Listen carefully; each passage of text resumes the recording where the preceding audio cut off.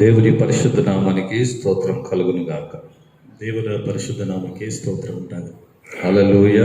Hallelujah. ఈ దినం తిరిగి దేవుని సన్నిధానములో ಈ ದಿನ ತಿರುಗಿ ದೇವರ ಸನ್ನಿಧಿಯಲ್ಲಿ మనము చేరి ఆయనను స్తుతించి ఆరాధించినట్లుగా ನಾವೆಲ್ಲರೂ ಸೇರಿ ಆತನನ್ನು ಸ್ತುತಿಸಿ ಆರಾಧನೆ ಮಾಡುವ ಹಾಗೆ ప్రభు మనకిచ్చిన మంచి అవకాశాన్ని బట్టి ಕರ್ತನು ನಮಗೆ ಕೊಟ್ಟಂತ ಒಳ್ಳೆಯ ಅವಕಾಶಕ್ಕಾಗಿ ఒకసారి దేవునికి స్తోత్రం చెప్దాం.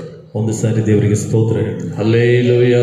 Hallelujah. Praise the Lord. Praise the Lord. హల్లెలూయా.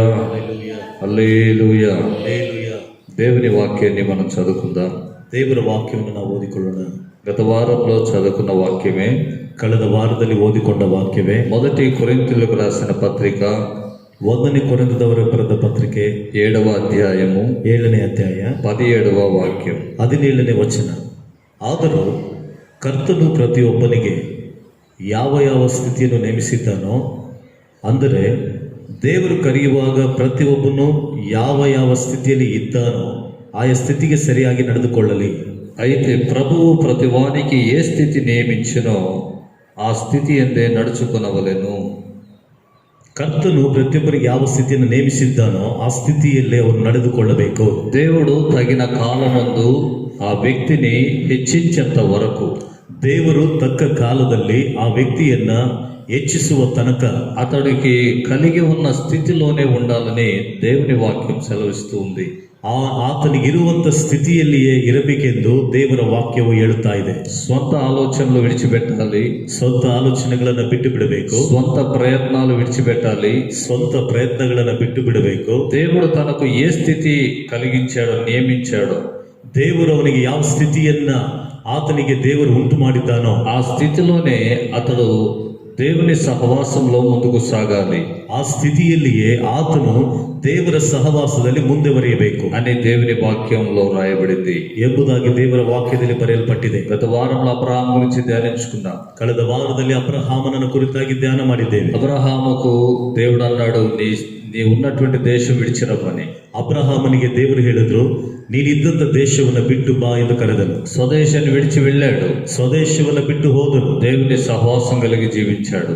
ದೇವರ ಸಹವಾಸ ಉಳ್ಳವನಾಗಿ ಜೀವಿಸಿದನು. కరువు ఎదురైంది, ಬರಗಾಲ ಎದುರಾಯಿತು, ఆయన దేవునితో కూడా ఉన్నాడు. ಆದರೂ ಸಹ ದೇವರೊಂದಿಗೆ ಇದ್ದಾನೆ. లోతు వేరైపోయాడు. ಲೋಟನು ಬೇರೆಯಾದನು. ఆఖరిగా తాను ప్రేమించేటువంటి కుమారుని ఇవ్వమని దేవుడు అడిగాడు. ಕೊನೆಯದಾಗಿ ಅವನು ಪ್ರೀತಿ ಮಾಡುವಂತ ತನ್ನ ಮಗನನ್ನು ಕೊಡು ಎಂಬುದಾಗಿ ದೇವರು ಕೇಳಿದ್ರು. దేవుని పైన విశ్వాసముతో, ದೇವರ ಮೇಲೆ ನಂಬಿಕೆಯೊಂದಿಗೆ ఆ కుమారుని కూడా సమర్పించాడని బైబిల్ చెప్తుంది. ಆ ಮಗನನ್ನು ಸಹ ಸಮರ್ಪಿಸಿದನೆಂದು ಸತ್ಯವೇದ ಹೇಳ್ತಾ ಇದೆ. కాబట్టి అతడు విశ్వాసులకు తండ్రిగా, ಆದ ಕಾರಣ ವಿಶ್ವಾಸಿಗಳಿಗೆ ಆತನ ತಂದೆಯಾಗಿ, దేవునికి స్నేహితుడిగా, ದೇವರಿಗೆ ಸ್ನೇಹಿತನಾಗಿ, పరలోక రాజ్యపు పౌరత్వం కలిగిన వాడుగా, ಪರಲೋಕ ರಾಜ್ಯದ ಪೌರತ್ವವುಳ್ಳವನಾಗಿಯೂ అబ్రహాం జీవించాడు. ಅಬ್ರಹಾಮನ ಜೀವಿಸಿದ. దేవునికి స్తోత్రం. ದೇವರಿಗೆ ಸ್ತೋತ್ರ. అలాంటి మరొక వ్యక్తిని గురించి మనం ధ్యానించుకుందాం. ಆ ರೀತಿಯಾಗಿರುವಂತಹ ಮತ್ತೊಬ್ಬ ವ್ಯಕ್ತಿ ಕುರಿತಾಗಿ ಇದನ್ನು ನಾವು ಧ್ಯಾನ ಮಾಡುತ್ತಿದ್ದೇವೆ. అతని పేరు యోసేపు. ಆತನ ಹೆಸರು ಯೋಸೇಫ. దేవునికి స్తోత్రం. ದೇವರಿಗೆ ಸ್ತೋತ್ರ. యోసేపు గురించి చాలా మటుకు మనకు తెలుసు. ಯೋಸೇಫನ ಕುರಿತಾಗಿ ತುಂಬಾ ಮಟ್ಟಿಗೆ ನಮಗೆ ಗೊತ್ತುಂಟು. యోసేపు విషయంలో దేవునికి ఒక ఉద్దేశం ఉంది. ಯೋಸೇಫನ ವಿಷಯದಲ್ಲಿ ದೇವರಿಗೆ ಒಂದು ಉದ್ದೇಶ ಇದೆ. దేవుడు అతనికి కలనిచ్చాడు. ದೇವರು ಅವನಿಗೆ ಕನಸನ್ನು ಕೊಟ್ಟನು. చదువుకుందాం. 37వ అధ్యాయం ఆదికాండం. ಓದಿಕೊಳ್ಳೋಣ. ಆದಿಕಾಂಡ 37ನೇ ಅಧ್ಯಾಯ 7వ వాక్యం. 7ನೇ ವಚನ. అదేమనగా, ಅದೇನೆಂದರೆ, మనము చేనిలో పనలు కట్టుచుంటిమి, ನಾವು ಹೊಲದಲ್ಲಿ ಸಿವುಡುಗಳನ್ನು ಕಟ್ಟುತ್ತಾ ಇದ್ದೆವು. నా పన లేచి నిలిచి ఉండగా, ನನ್ನ ಸಿವುಡು ಎದ್ದು ನಿಲ್ಲಲು మీ పనులు నా పనను చుట్టుకొని, ನಿಮ್ಮ ಸಿವುಡುಗಳು ನನ್ನ ಸುತ್ತಲೂ ಸುತ್ತುಕೊಂಡು నా పనకు సాష్టాంగ పడిందని చెప్పాను. ನನ್ನ ಸಿವುಡಿಗೆ ಸಾಷ್ಟಾಂಗ ನಮಸ್ಕಾರ ಮಾಡಿತೆಂದು ಹೇಳಿದನು. ఈ వాక్యంలో, ಈ ವಾಕ್ಯದಲ್ಲಿ అతనికి ఒక కళ వచ్చింది. ಆತನಿಗೆ ಒಂದು ಕನಸು ಬಂದಿದೆ. ఆ కళను తన సహోదరులకు చెప్తున్నాడు. ಆ ಕನಸನ್ನ ತನ್ನ ಸಹೋದರರಿಗೆ ಹೇಳುತ್ತಾ ಇದ್ದಾನೆ. 9వ వాక్యంలో కూడా రాయబడింది. 9ನೇ ವಾಕ್ಯದಲ್ಲಿ ಬರೆಯಲ್ಪಟ್ಟಿದೆ, సూర్య చంద్రులు 11 నక్షత్రాలు నాకు సాష్టాంగ పడెను.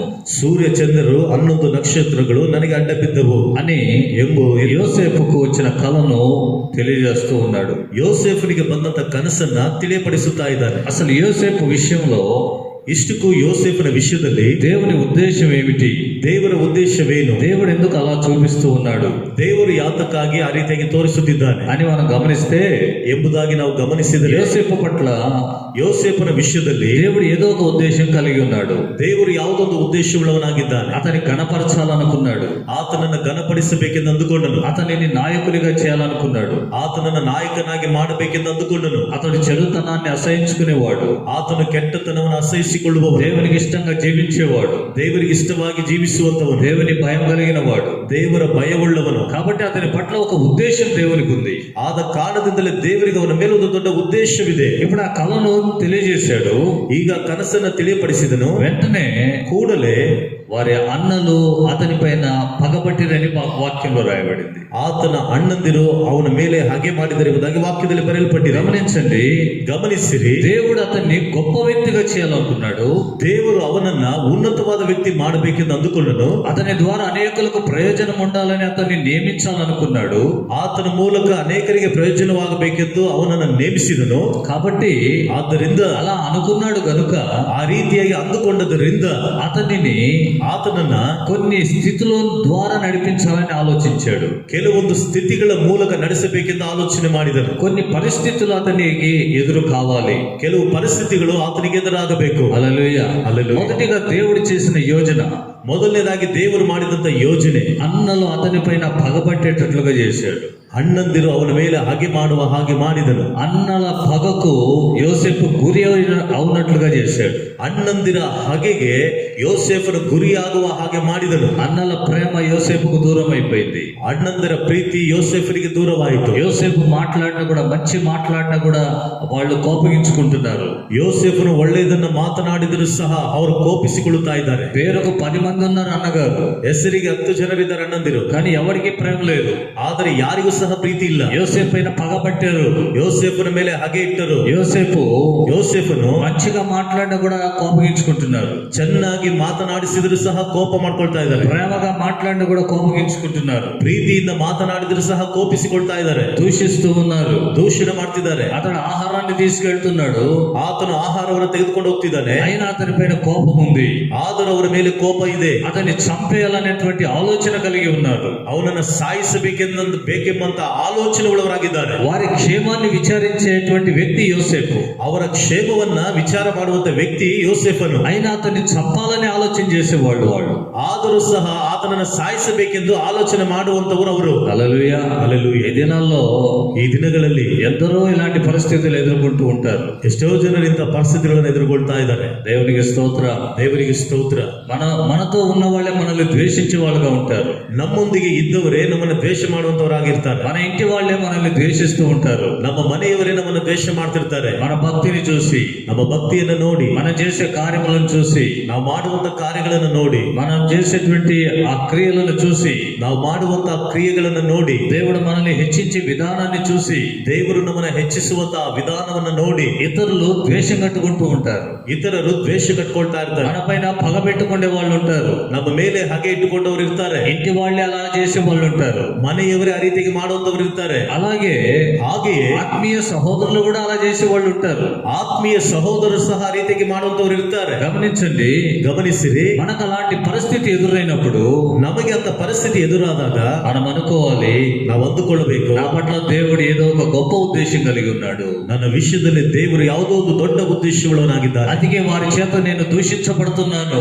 ಆದ ಕಾರಣದಿಂದ ಅವರ ಮೂಲಕ ನಾನು ದೂಷಣೆಗೆ ಒಳಗಾಗುತ್ತಿದ್ದೇನೆ. వారి యొక్క పగకు నేను గురైతున్నాను. ಅವರ ಒಂದು ಹಾಗೆಗೆ ನಾನು ಗುರಿಯಾಗುತ್ತಿದ್ದೇನೆ. వారి కోపానికి నేను గురైతున్నాను. ಅವರ ಕೋಪಕ್ಕೆ ನಾನು ಗುರಿಯಾಗುತ್ತಿದ್ದೇನೆ. వారి దూషణ మాటలకు నేను గురైతున్నాను. ಅವರ ದೂಷಣೆ ಮಾತುಗಳಿಗೆ ನಾನು ಗುರಿಯಾಗುತ್ತಿದ್ದೇನೆ. యోసేపు చేసిన పాపం ఏంటి? ಯೋಸೇಫನು ಮಾಡಿದ ಪಾಪವೇನು? తనకు వచ్చిన కళ చెప్పాడు, ಆತನಿಗೆ ಬಂದ ಕನಸನ್ನು ಹೇಳಿದ. అతనికి అర్థం తెలియదేమో, ಆತನಿಗೆ ಅರ್ಥ ಗೊತ್ತಿಲ್ವೇನೋ. చిన్న వయసులోనే కలగన్నాడు. ಚಿಕ್ಕ ವಯಸ್ಸಿನಲ್ಲಿ ಕನಸನ್ನು ಕಂಡನು. అప్పుడు వీళ్ళు అంటారు, నువ్వు మమ్మల్ని ఏలుదువా? ಆಗ ಇವರು ಹೇಳ್ತಿದ್ದಾರೆ, ನೀನು ನಮ್ಮನ್ನು ಆಳುತ್ತೀಯಾ? అరే, నువ్వు మాకు నాయకుడు అవుతావా? ನೀನು ನಮಗೆ ನಾಯಕನಾಗ್ತೀಯಾ? నువ్వు మమ్మల్ని పోషిస్తావా? ನೀನು ನಮ್ಮನ್ನು ಪೋಷಣೆ ಮಾಡ್ತೀಯಾ అని గద్దించిరి ಎಂಬುದಾಗಿ ಗದರಿಸಿದರು. యోసేపుకు ఆ విషయం తెలియదు. ಯೋಸೇಫನಿಗೆ ಆ ವಿಷಯ ಗೊತ್ತಿಲ್ಲ. ఆయన యథార్థంగా ప్రేమిస్తూ ఉన్నాడు. ಆದರೂ ಯಥಾರ್ಥವಾಗಿ ಪ್ರೀತಿ ಮಾಡ್ತಿದ್ದ. హల్లెలూయా. హల్లెలూయా. 12వ వచనంలో మనం చదువుకుంటే, 12ನೇ ವಚನದಲ್ಲಿ ನಾವು ಓದಿಕೊಂಡರೆ, మందను మేపేదానికి షెకెము వెళ్ళారు సహోదరులు. ಮಂದೆಯನ್ನ ಮೇಯಿಸುವುದಕ್ಕಾಗಿ ಸಹೋದರರು ಶೇಕೆಮಿಗೆ ಹೋದ್ರು. అప్పుడు యాకోబు అంటున్నాడు యోసేపును చూసి, ಆಗ ಯಾಕೋಬ ಹೇಳ್ತಾನೆ ಯೋಸೇಫನನ್ನು ನೋಡಿ, నీ సహోదరుల యొద్దకు నిన్ను పంపుతాను రమ్మన్నాడు. ನಿನ್ನ ಸಹೋದರರ ಬಳಿಗೆ ನಾನು ಕಳಿಸುತ್ತೇನೆ ಬಾ ಎಂದು ಹೇಳಿದ. వారి క్షేమాన్ని విచారించుకొని రమ్ము, ಅವರ ಕ್ಷೇಮವನ್ನು ವಿಚಾರಿಸಿಕೊಂಡು ಬಾ, వారికి కొంత ఆహారం తీసుకొని పో. ಅವರಿಗೆ ಸ್ವಲ್ಪ ಆಹಾರವನ್ನು ತೆಗೆದುಕೊಂಡು ಹೋಗು. ಯೋಸೇಫನು ఖచ్చితంగా వెళ్ళడానికి సిద్ధపడ్డాడు. ಖಂಡಿತವಾಗ್ಲೂ ಹೋಗ್ಲಿಕ್ಕೆ ಸಿದ್ಧನಾದನು. కారణం ఏంది? ಕಾರಣವೇನು? యోసేపులో ఆ ద్వేషం లేదు. ಯೋಸೇಫನಲ್ಲಿ ಆ ದ್ವೇಷ ಇಲ್ಲ. యోసేపులో అన్నగారి పైన ప్రేమ ఉంది. ಯೋಸೇಫನಿಗೆ ಅಣ್ಣಂದರ ಮೇಲೆ ಪ್ರೀತಿ ಇದೆ. కాబట్టి వారి చెడుతనాన్ని చూసి దాన్ని మానుకోవడానికి అన్న తండ్రి దగ్గర కంప్లైంట్ చెప్పేవాడు. ಆದ್ದರಿಂದ ಅವರ ಕೆಟ್ಟತನ ನೋಡಿ ಅವರು ಬಿಟ್ಟು ಬಿಡ್ಲಿಕ್ಕೆ ಆಗುವಂತೆ ತಂದೆ ಬಳಿಯಲ್ಲಿ ಆತನು ಕಂಪ್ಲೇಂಟ್ ಮಾಡ್ತಾ ಇದ್ದ. చెడుతనం చేసి నాశనం అయిపోవడం యోసేపుకి ఇష్టం లేదు. ಕೆಟ್ಟತನವನ್ನು ಮಾಡಿ ನಾಶನವಾಗುವುದು ಯೋಸೇಫನಿಗೆ ಇಷ್ಟವಿಲ್ಲ. అన్నలు చెడుతనంలో జీవించడం యోసేపుకి ఇష్టం లేదు. ಅಣ್ಣಂದಿರು ಕೆಟ್ಟತನದಲ್ಲಿ ಜೀವಿಸುವುದು ಯೋಸೇಫನಿಗೆ ಇಷ್ಟವಿಲ್ಲ. ఈ ದಿನಗಳಲ್ಲಿ ఒక సహోదరుడు తప్పు చేశాడు అనుకోండి, ಒಬ್ಬ ಸಹೋದರ ತಪ್ಪು ಮಾಡಿದನು ಅನ್ಕೊಡ್ರಿ, అతని తప్పు ఎత్తి చూపించి నువ్వు ఇలా చేయడం తప్పు బ్రదర్ అంటే ಆ ತಪ್ಪನ್ನ ಎತ್ತಿ ತೋರಿಸಿದ್ರು ನೀವು ಮಾಡುವುದು ತಪ್ಪು ಎಂಬುದಾಗಿ ಹೇಳಿದ್ರೆ ఇక వాళ్ళ పైన పగబడతారు. ಇನ್ನು ಅವರ ಮೇಲೆ ಹಾಗೆ ಇಟ್ಕೊಳ್ತಾರೆ కదా ಅಲ್ವಾ? ఒక నీతిమంతుల పైన పగబట్టడం అంటే అదే. ಒಬ್ಬ ನೀತಿವಂತನ ಮೇಲೆ ಹಾಗೆ ಮಾಡುವುದಂದ್ರೆ ಅದೇ. వాడు నిరపరాధిగా ఎంచబడడు అని బైబిల్లో రాయబడింది. ಅವನು ನಿರಪರಾಧಿಯಾಗಿ ಎಣಿಸಲ್ಪಡುವುದಿಲ್ಲ ಎಂದು ಸತ್ಯವೇದ ಹೇಳ್ತಿದೆ. అలా పగబట్టిన వాడు ಆ ರೀತಿಯಾಗಿ ಹಾಗೆ ಇಟ್ಟುಕೊಂಡವನು నరహంతకుడు అని బైబిల్ చెప్తుంది. ಕೊಲೆಗಾರನ ಎಂದು ಸತ್ಯವೇದ ಹೇಳ್ತಿದೆ. ఈ అన్నగారు ఏం చేశారు? ఇప్పుడు ಈ ಅಣ್ಣಂದಿರು ಏನ್ ಮಾಡಿದಾರೆ? ಈಗ పగబట్టారు. ಹಾಗೆ ఇಟ್ಕೊಂಡ್ರು. ఎందుకని? ಯಾತಕ್ಕಾಗಿ? అన్నందిరు మీరు చేసే పని మంచిది కాదు, ನೀವು ಮಾಡುವಂತ ಕೆಲಸ ಒಳ್ಳೆಯದಲ್ಲ. వారి యొక్క సమాచారాలన్నిటినీ ಅವರ ಒಂದು ಸಮಾಚಾರ ಎಲ್ಲವನ್ನ తీసుకొని వచ్చేవాడట, ತೆಗೆದುಕೊಂಡು ಬರ್ತಾ ಇದ್ದಾನೆ. బైబిల్లో 2వ వచనంలో రాయబడింది, 2ನೇ ವಚನದಲ್ಲಿ ಬರೆಯಲ್ಪಟ್ಟಿದೆ, యోసేపు వారి చెడుతనమును గూర్చి సమాచారము వారి తండ్రి యొద్దకు తెచ్చుచున్నవాడు. ಯೋಸೇಫನು ಅವರ ಕೆಟ್ಟತನದ ಒಂದು ಸಮಾಚಾರವನ್ನ ತನ್ನ ತಂದೆ ಬಳಿಗೆ ತರುತ್ತಾ ಇದ್ದನು. కారణం ఏంది? ಕಾರಣವೇನು? వాళ్ళని కొట్టాలి తిట్టాలనే ఉద్దేశం కాదు, ಅವರನ್ನ ಹೊಡಿಬೇಕು ಬೈಬೇಕೆಂಬ ಉದ್ದೇಶವಲ್ಲ. అలాంటి ఉద్దేశమే యోసేపులో ఉంటే, ಅಂತ ಉದ್ದೇಶವೇ ಯೋಸೇಫನಲ್ಲಿ ಇದ್ದಿದ್ರೆ, అలాంటి కోపమే యోసేపులో ఉంటే, ಅಂತ ಒಂದು ಕೋಪವೇ ಯೋಸೇಫನಲ್ಲಿ ಇದ್ದಿದ್ರೆ, అలాంటి ద్వేషం యోసేపులో ఉంటే, ಅಂತ ದ್ವೇಷವು ಯೋಸೇಫನಲ್ಲಿ ಇದ್ದಿದ್ರೆ అన్నగారి క్షేమం కోసమే ఆహారం తీసుకొని పోయేవాడు కాదు. ಅಣ್ಣಂದರ ಕ್ಷೇಮಕ್ಕಾಗಿ ಅವನು ಊಟವನ್ನು ತೆಗೆದುಕೊಂಡು ಹೋಗ್ತಿರ್ಲಿಲ್ಲ. అన్నల క్షేమాన్ని విచారించుటకు చాలా దూర ప్రయాణాలు చేసేవాడు కాదు. ಅಣ್ಣಂದರ ಕ್ಷೇಮವನ್ನು ವಿಚಾರಣೆ ಮಾಡ್ಲಿಕ್ಕೆ ತುಂಬಾ ದೂರದ ಪ್ರಯಾಣ ಮಾಡುತ್ತಾ ಇರಲಿಲ್ಲ. అన్నలు కనబడకపోయినా తిరిగి వెతుక్కుంటూ దోతాన్ దగ్గరికి వెళ్ళిపోయాడు. ಅಣ್ಣಂದರು ಕಾಣಿಸದೇ ಇದ್ದರೂ ಸಹ ಅವನು ತಿರುಗಿ ದೋತಾನಿಗೆ ಹುಡುಕಿಕೊಂಡು ಹೋದನು. అంత దూర ప్రయాణం చేయాల్సిన అవసరం లేదు, ಅಷ್ಟು ದೂರ ಪ್ರಯಾಣ ಮಾಡಬೇಕಾದಂತ ಅವಶ್ಯಕತೆ ಇಲ್ಲ. కానీ యోసేపు వెళ్ళాడు. ಆದರೆ ಯೋಸೇಫನು ಹೋದನು. కారణం ఏంటంటే అన్నగారి పైన అతనుకున్న ప్రేమ. ಕಾರಣವೇನೆಂದರೆ ಅಣ್ಣಂದರ ಮೇಲೆ ಆತನಿಗೆ ಇದ್ದಂತ ಪ್ರೀತಿ. హల్లెలూయా, హల్లెలూయా, హల్లెలూయా, హల్లెలూయా. తప్పిదములు చూసి ತಪ್ಪುಗಳನ್ನು ನೋಡಿ అన్న అలా చేయొద్దు, ಅಣ್ಣ ಆ ರೀತಿ అది ಮಾಡಬೇಡಿ, పాపం, ಅದು ಪಾಪ, దేవునికి విరోధమైన పాపం. ದೇವರಿಗೆ ವಿರೋಧವಾದ ಪಾಪ. మన తండ్రి ముసలివాడు, ನಮ್ಮ ತಂದೆ ಮುದುಕನು, తండ్రికి మీరు ద్రోహం చేస్తున్నారు, ತಂದೆಗೆ ನೀವು ದ್ರೋಹಗಳನ್ನ ಮಾಡ್ತಾ ಇದ್ದೀರಾ, అలా చేయడం పాపం, ಆ ರೀತಿ ಮಾಡುವುದು ಪಾಪ అని ಎಂಬುದಾಗಿ తమ చెడుతనమును గూర్చి ಅವರ ಒಂದು ಕೆಟ್ಟತನದ ಕುರಿತಾಗಿ విషయాలు చెప్తున్నాడు యోసేపు. ಆ ಒಂದು ಸಮಾಚಾರವನ್ನು ಹೇಳ್ತಾ ಇದ್ದಾನೆ. కోపం వచ్చేసింది, ಕೋಪ ಬಂದ್ಬಿಡ್ತು. అంతేకాదు కళ వచ్చేసింది. ఇప్పుడు ಅಷ್ಟೇ ಅಲ್ಲ, ಕನಸು ಬಂದ್ಬಿಡ್ತು. ಈಗ ఆలోచన చేయండి, ಆಲೋಚನೆ ಮಾಡ್ರಿ. ఎవరి గురించి అయినా ఒక కళ వచ్చింది అనుకోండి, ಯಾರಾದ್ರೂ ಕುರಿತಾಗಿ ಒಂದು ಕನಸು ಬಂದಿದ್ದಂತ ఈ దినాల్లో చెప్పడానికి భయం, ಈ ದಿನಗಳಲ್ಲಿ ಹೇಳುವುದಕ್ಕೆ ಭಯ. ఎందుకు తెలుసా? ಯಾತಕ್ಕೆ ಗೊತ್ತಾ? వాళ్ళ ముఖాలు అట్లా అయిపోతాయి, ಅವರ ಮುಖಗಳು ಆ ರೀತಿ ಆಗುತ್ತೆ. చెప్పడానికి భయం, ಹೇಳೋದಕ್ಕೆ ಭಯ. హల్లెలూయా, ಹಲ್ಲೆಲೂಯಾ, హల్లెలూయా, హల్లెలూయా. కానీ చెప్పక తప్పదు, కొన్ని చెప్పకుండానే ఉంటున్నాం. ಕೆಲವೊಂದನ್ನ ಹೇಳ್ದಲ್ಲೇ ಇರ್ತಾ ಇದೀವಿ. దేవుడు ప్రభువా ఈ విషయం ఇలా ఉంది కాబట్టి నువ్వే చూసుకోవాలి, ಕರ್ತನೆ ಈ ವಿಷಯ ಈ ರೀತಿಯಾಗಿ ಇರೋದ್ರಿಂದ ನೀನೇ ನೋಡ್ಕೋ ಎಂಬುದಾಗಿ ಹೇಳ್ತಾ ಇದ್ದೀನಿ. ఆలోచన చేయండి, ಆಲೋಚನೆ ಮಾಡ್ರಿ. ద్వేషం కట్టుకుంటూ ఉన్నారు, ದ್ವೇಷವನ್ನು ಇಟ್ಕೊಳ್ತಾ ಇದ್ದಾರೆ. సంఘములో కూడా ద్వేషాలు, ಸಭೆಯಲ್ಲಿಯೂ ಸಹ ದ್ವೇಷಗಳು, సంఘములో కూడా పగ, ಸಭೆಯಲ್ಲಿಯೂ ಸಹ ಹಾಗೆ ఒకరంటే ఒకరికి కాని స్థితిలో జీవిస్తూ ఉన్నారు. ಒಬ್ಬರಂದ್ರೆ ಒಬ್ಬರಿಗೆ ಆಗದಿರುವಂತ ಸ್ಥಿತಿಯಲ್ಲಿ ಜೀವಿಸುತ್ತಿದ್ದಾರೆ. హల్లెలూయా, హల్లెలూయా, ಹಲ್ಲೆಲೂಯಾ. ఇద్దరు కలుసుకుంటారు, ఒకరిని ఆట పట్టిస్తూ ఉంటారు. ಇಬ್ಬರು ಒಂದಾಗ್ತಾರೆ, ಒಬ್ಬರನ್ನ ಆಟ ಆಡಿಸ್ತಿರ್ತಾರೆ. ఆ ఇద్దరు కలిసిన వాళ్ళు ఎవరో తెలుసా? ಆ ಇಬ್ಬರು ಒಂದಾದವರು ಯಾರು ಗೊತ್ತಾ? ఈ ప్రత్యేకమైన వ్యక్తికి వాళ్ళు భిన్నమైన స్వభావం కలిగిన వాళ్ళు. ಈ ಪ್ರತ್ಯೇಕವಾದ ವ್ಯಕ್ತಿಗೆ ವಿರೋಧವಾದ ಸ್ವಭಾವವುಳ್ಳವರು, వేరే స్వభావం కలిగిన వాడు. ಬೇರೆ ಸ್ವಭಾವವುಳ್ಳವರು. ఒక వ్యక్తి నీతిమంతుడు అనుకోండి, ಒಬ್ಬ ವ್ಯಕ್ತಿ ನೀತಿವಂತನಂತ ಅಂದುಕೊಳ್ಳಿ, వాని పైన ఇద్దరు కట్టగట్టుకున్నారంటే ಆತನ ಮೇಲೆ ಅವರಿಬ್ಬರು ಒಂದಾಗಿದ್ದಾರಂದ್ರೆ ఇతనికి విరోధమైన స్వభావం కలిగిన వాళ్ళు, ಈತನಿಗೆ ವಿರೋಧವಾದ ಸ್ವಭಾವವುಳ್ಳವರು, ఇతనిలో ఉన్న స్వభావమే వాళ్ళతో ఉంటే ಈತನಲ್ಲಿದ್ದಂತ ಸ್ವಭಾವವೇ ಅವರಲ್ಲಿ ಇದ್ದಿದ್ರೆ వీళ్ళతో కలిసిపోయేవాళ్ళు. ಇವರೊಂದಿಗೆ ಸೇರೋಗ್ತಿದ್ರು. అర్థమవుతుందా? ಅರ್ಥವಾಗ್ತದೆ. యేసుప్రభు అన్నారు, ಯೇಸು ಕ್ರಿಸ್ತನ್ ಹೇಳಿದ್ರು, అక్కడ ఎవడో దెయ్యాలు ఎల్లగొడుతున్నాడు, ಅಲ್ಲಿ ಯಾರೋ ದೆವ್ವಗಳು ನೋಡಿಸ್ತಾ ಇದ್ದಾರೆ, వాడిని మేము పరమేశ్వరం ఆటంక పరిస్థితి అన్నారు శిష్యులు. ಅವನನ್ನ ನಾವು ಓಡಿಸ್ಬಿಟ್ವಿ, ನಾವು ಆಟಂಕ ಮಾಡಿದ್ವಿ ಎಂಬುದು ಶಿಷ್ಯರು ಹೇಳ್ತಾ ಇದ್ದಾರೆ. అప్పుడు యేసుప్రభు అన్నాడు, ఎందుకు ఆటంకం చేశారు? ಆಗ ಯೇಸು ಕ್ರಿಸ್ತನ್ ಹೇಳ್ತಾ ಇದ್ದಾರೆ, ಯಾಕೆ ನೀವು ತಡೆ ಮಾಡಿದ್ರಿ? వాడు నా పేరిట దెయ్యాలు వెళ్ళగొడుతున్నాడు అంటే మనతో కలిసిన వాడే. ಅವನು ನನ್ನ ಹೆಸರಿನ ಮೇಲೆ ದೆವ್ವಗಳು ನೋಡಿಸ್ತಿದ್ದಾನೆ ಅಂದ್ರೆ ಅವನು ನಮ್ಮಲ್ಲಿ ಒಂದಾದವನೇ, మనతో కలిసిన వాడే, ನಮ್ಮೊಂದಿಗೆ ಒಂದಾದವನೇ, మనతో కలవని వాడే చెదరగొట్టేవాడు, ನಮ್ಮೊಂದಿಗೆ ಸೇರದೇ ಇದ್ದವನೇ ಅವನು ಚದರಿಸುವವನು. అర్థమైందా? ಅರ್ಥವಾಯ್ತಾ? హల్లెలూయా. హల్లెలూయా. వాడు ఎవడైనా ఎక్కడున్నా ಅವನು ಯಾರೇ ಆಗಿದ್ರು, ಎಲ್ಲೇ ಇದ್ರು, క్రీస్తులో ఒకటే ఉంటే వాడు ఒకటే.